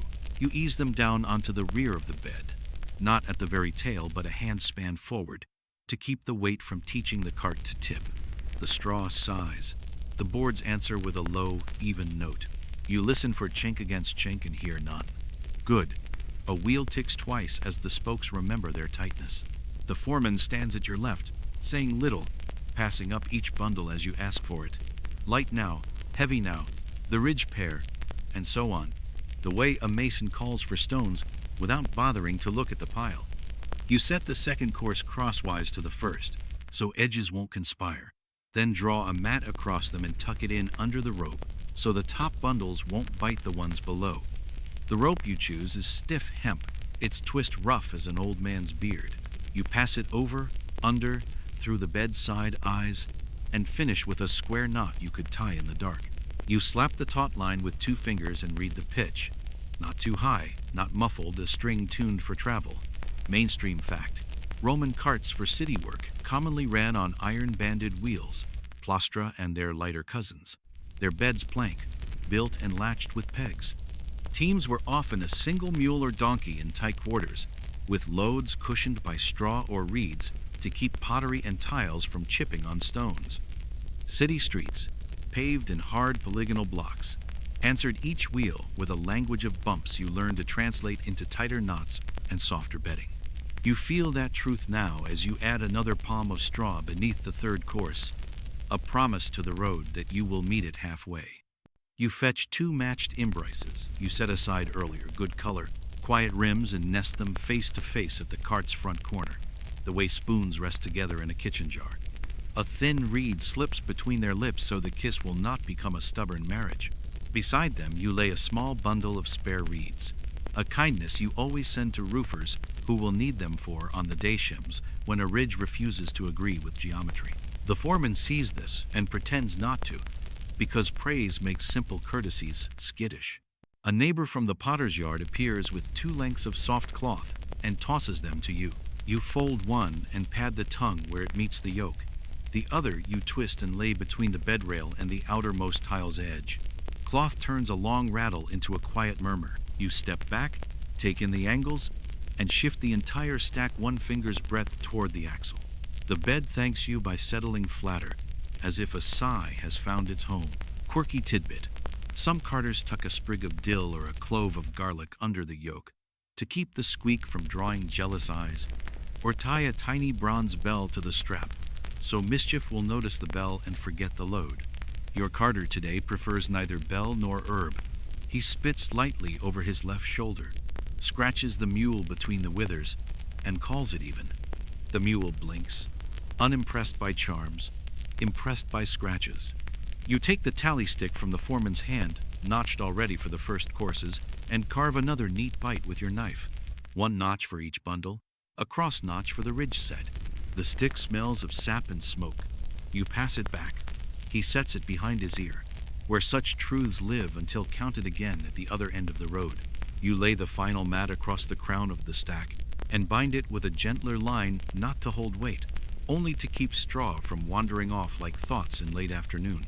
Then you loop a short rope around the entire bed, fore to aft, a belt more than a harness, and cinch it until the bundles and cart draw breath together. You give the cart a small shove. It answers with 1 creak, and then with silence. That is its promise. Scholarly uncertainty. Whether deliveries like this in the 2nd century took place at first light, at dusk, or under the shoulder of night is argued. Laws in some periods restricted heavy wagons from daytime streets within the city, pushing much freight to evening hours. Yet small trades likely made quiet exceptions when distance was short and alleys narrow. Your yard keeps to habit and neighborly sense. Loads go out when the kiln is steady, the street is kind, and the builder's men are within earshot. Today, the distance is 3 turns and a slope. The hour is neither early nor late. The road will forgive you. You check the wheel pins again, then smear another thumb of tallow along the hub where iron meets wood, the scent soft and animal, the texture smooth, as an answer well practiced. The mule lowers its head, breathes, and lowers it again. You take the leather line, pass it to the carter, and step to the side to walk the first steps with them. The gate's stone sill shows its old shine under the rope shadow. The cart rolls. The rope shadow rolls with it. At the first rut beyond the gate, the cart dips and rises. You listen hard. Inside the stack there is only straw's soft settling. No knock, no complaint. You rest your palm against the load and feel it as one thing. Not many a roof in the shape of a cart. The carter grunts in approval. Words would be too large for this kind of success. Mainstream fact returns in your body. 2-wheeled carts put their temper on the tongue, too much weight behind, and the tongue lifts the driver's hands. Too much forward and the mule carries more than the axle. Balance is not a number but a feeling through the ribs and shoulders. You raise the rope a thumb at the rear, hear it change, pitch to the one you prefer, and let the knot kiss itself tight. A child runs alongside for 5 steps, counting notches on the tally stick out loud and getting lost after 8. He plants his hands on his hips and announces a number anyway, proud of the sound. You salute him with 2 fingers. He salutes back with all of them and peels off toward a smell of onions from an unseen pan. You halt the cart long enough to slide 2 reeds deeper under an outer bundle that has crept a whisper to the right. A whisper is enough to merit attention. The mule flicks an ear, patient as clay. You tuck a folded scrap under the rope at that point, so it will press kindly rather than gnaw. A roof is a set of kindnesses arranged against weather. A cart is a rehearsal of that idea against stones. Quirky tidbit returns when the carter, seeing your care with reeds and scraps, offers you a charm scraped on a bit of pot 3 lines and a dot, the easy road sign his mother swears by. You wedge it into a crack on the bed rail, not because you believe in signs, but because you believe in mothers. The crack looks better with company. You walk the cart as far as the first corner. There, the street narrows and the light goes cooler. The carter clicks his tongue twice. The mule answers with a patient tug. The wheel climbs the cornerstone and descends with a sound like a distant drum. You lay your palm against the side once more. Still one thing, not many. You nod and step back. The cart moves off, a small procession of straw, rope, red faces turned inward, and a mule's even breath. Scholarly uncertainty makes a last friendly circuit of your thoughts. Were tiles paid by the 1,000, the 100, or by the roof measured in paces? Was a stamped corner worth a coin more? A quiet edge worth a nod and nothing else? The ledgers that remain speak in fragments. Your ledger today is the feel of a balanced load, leaving without a clatter, the sight of rope lines lying straight, the knowledge that a builder will tilt his head at evening and say, "They sent me good ones." You stand in the gate's shade and watch until the cart becomes a set of gestures, a turn, a pause, a brief climb, a straightening, and then becomes only the idea of a roof heading toward a house that has waited with its ribs bare. Dust settles. The mule's bell-less neck makes no sound at all. You turn back into the yard, where the next bundles wait, and the kiln, satisfied, hums the same note it has kept all day. The foreman counts the empty straw space with his eyes, lifts the tally stick from behind his ear, and carves one last neat notch. He does not say, "Good." He does not have to. The cart said it for him when it left without rattling. You hang the spare rope on its peg, shake straw from your sandals, and feel the simple sweetness of a job that has gone from many parts to one gentle departure. You cross the yard toward the racks where tomorrow's tiles rest in their wooden frames.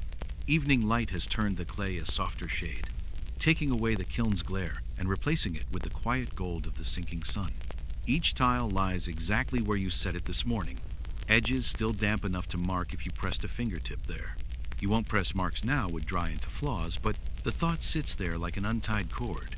You begin at the first rack, leaning in to check each surface.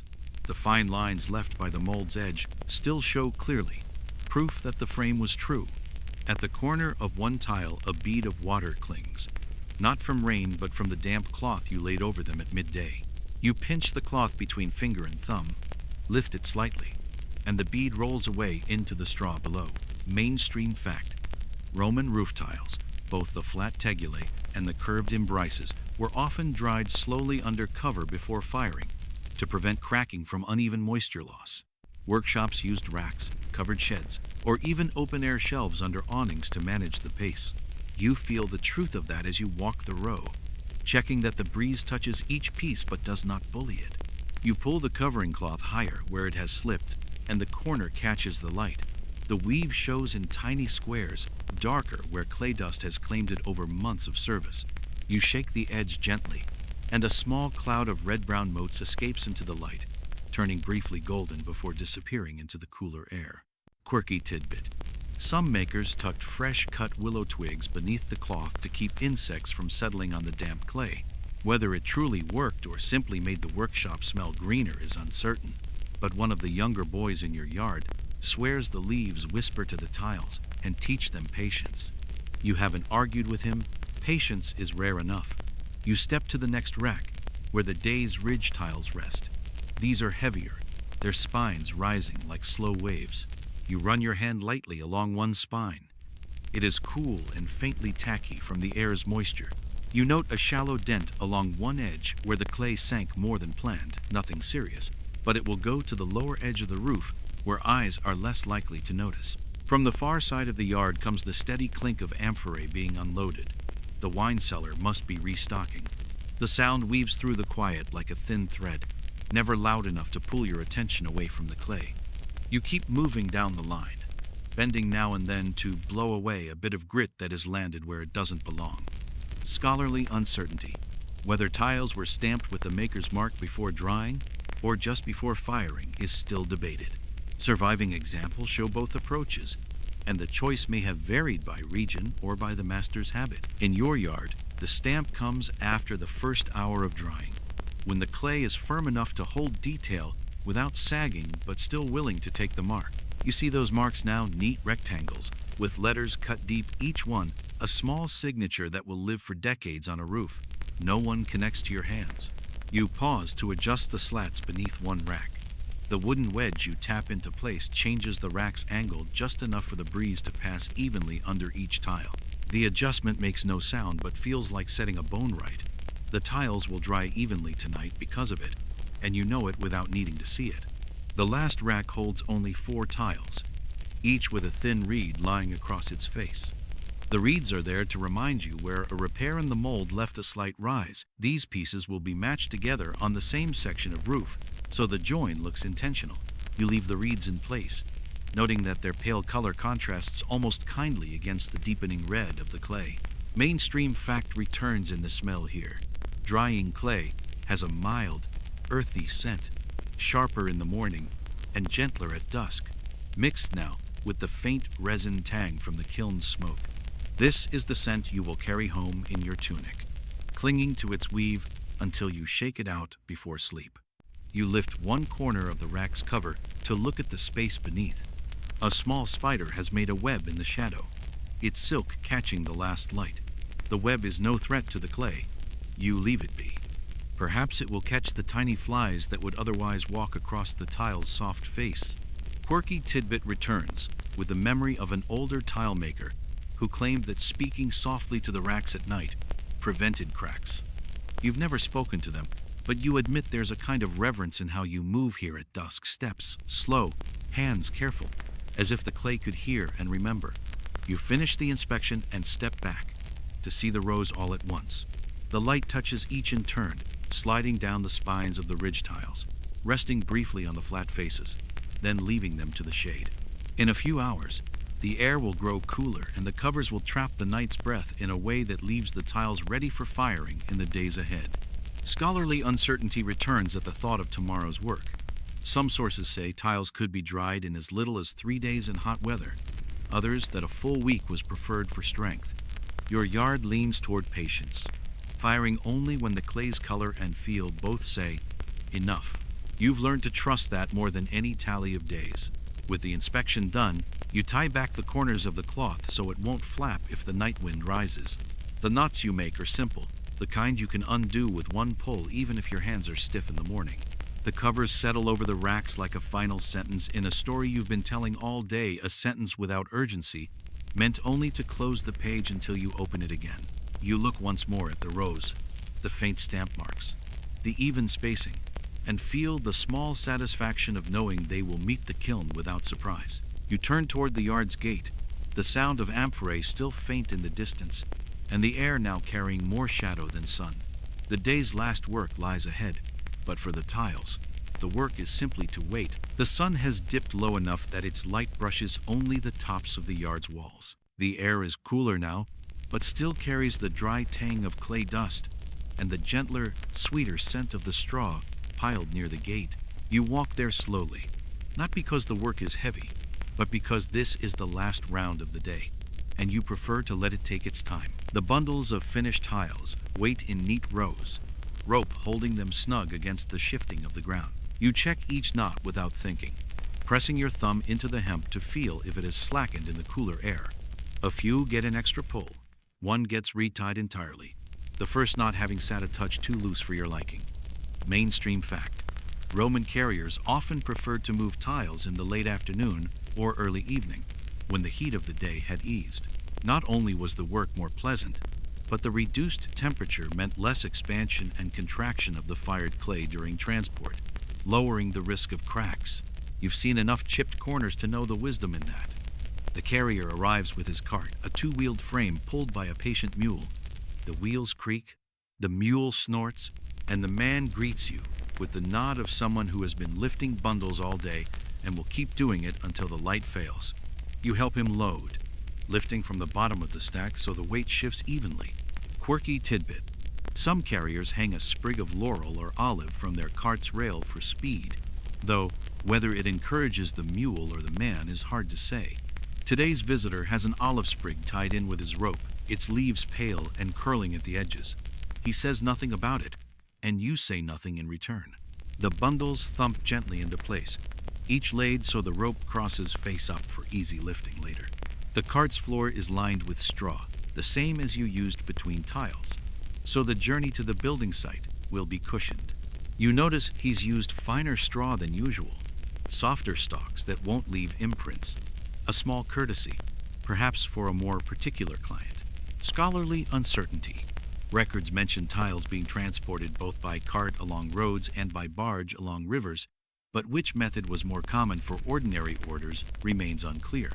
Your yard sees mostly carts, though you've heard of larger shipments bound for estates traveling by water.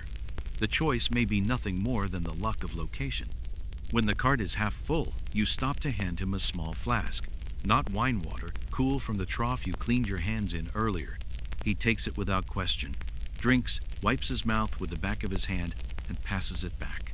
The mule shifts its weight, as if to remind you both that the light is fading. The last bundle settles into place. The carrier ties a broad strap across the load, tightening it until the rope hums. He glances once at the sky, then clicks his tongue to the mule. The cart rolls forward, the wheels groaning on the packed earth, and the sound fades beyond the gate. The dust it raises hangs in the air for a few moments, then drifts away toward the racks where tomorrow's work rests. You stand a moment in the empty space where the bundles had been, the ground showing faint pressed ovals from the weight. In the morning, the same space will hold another stack, and the day will find you in its middle again, shaping, smoothing, lifting, tying. The thought is neither burden nor joy, it is simply the shape of things, as fixed as the kiln's mouth in its place. Mainstream fact returns in the quiet. Many workshops close the day with small, unhurried tasks: sweeping, covering, securing tools as much for habit as necessity. You fetch the broom from its peg and draw it across the ground, guiding loose straw into the pile by the wall. The scrape is steady, not rushed, and the sound marks the day's true end more than the cart's departure. Quirky tidbit: an older worker once told you that sweeping last thing keeps the yard in conversation with the night, that empty spaces speak more clearly to the moon. You never asked what he meant, but you've kept the habit. The sweepings go into the basket, to be sorted tomorrow into what can be reused and what will be burned. You return the broom to its peg, coil the stray rope into a neat loop, and drape it over the rack's corner. Tools sit where they should, covers are tied, and the kiln murmurs faintly as it lets its heat go into the night. Scholarly uncertainty lingers. Some say Roman workshops ended their day with prayer or an offering at a small household altar. Others say such gestures were private, left for home. Your yard has no altar in sight, but there is a kind of offering in the way you lay a hand on the kiln's warm flank before you leave, feeling the pulse of what will still be here when you return. The gate is open, the street beyond lit in soft amber by the last angle of the sun. You step out, dust following you like a well-trained shadow, and turn toward home. Tomorrow, the clay will be waiting, and so will you. The street narrows as you walk, the tall walls on either side catching the last bits of daylight and holding them in narrow bands. Above, the sky has faded to a soft blue-gray, a color without urgency. You step over a shallow rut in the road where water once ran, its stone edges smoothed by years of passing feet and cartwheels. The dust on your sandals is lighter now, brushed away in part by the rhythm of your steps. You hear the soft shift of leather with each stride, and the faint hollow sound of your heel on worn paving stones. Somewhere nearby, a door closes. The sound is muffled, as if the street itself has grown heavier with the coming night. The air carries a gentler weight here. The scent of clay is only a memory now, tucked faintly into the weave of your tunic. It mingles with the smells of cooking from unseen kitchens, lentils, bread warming on a flat stone, perhaps a touch of garlic. The warmth from those rooms leaks faintly into the street, wrapping the corners in pockets of air that feel different against your skin. You pass a small fountain, its trickle barely audible, but the stone edge still cool under your fingers when you trail them along. The water's surface trembles with the lightest breath of evening wind, and then is still again. In the dimming light, shadows soften. The edges of walls, windows, and doorways blur, as if the day has let go of its hold on every detail. The pace of your steps slows without thought.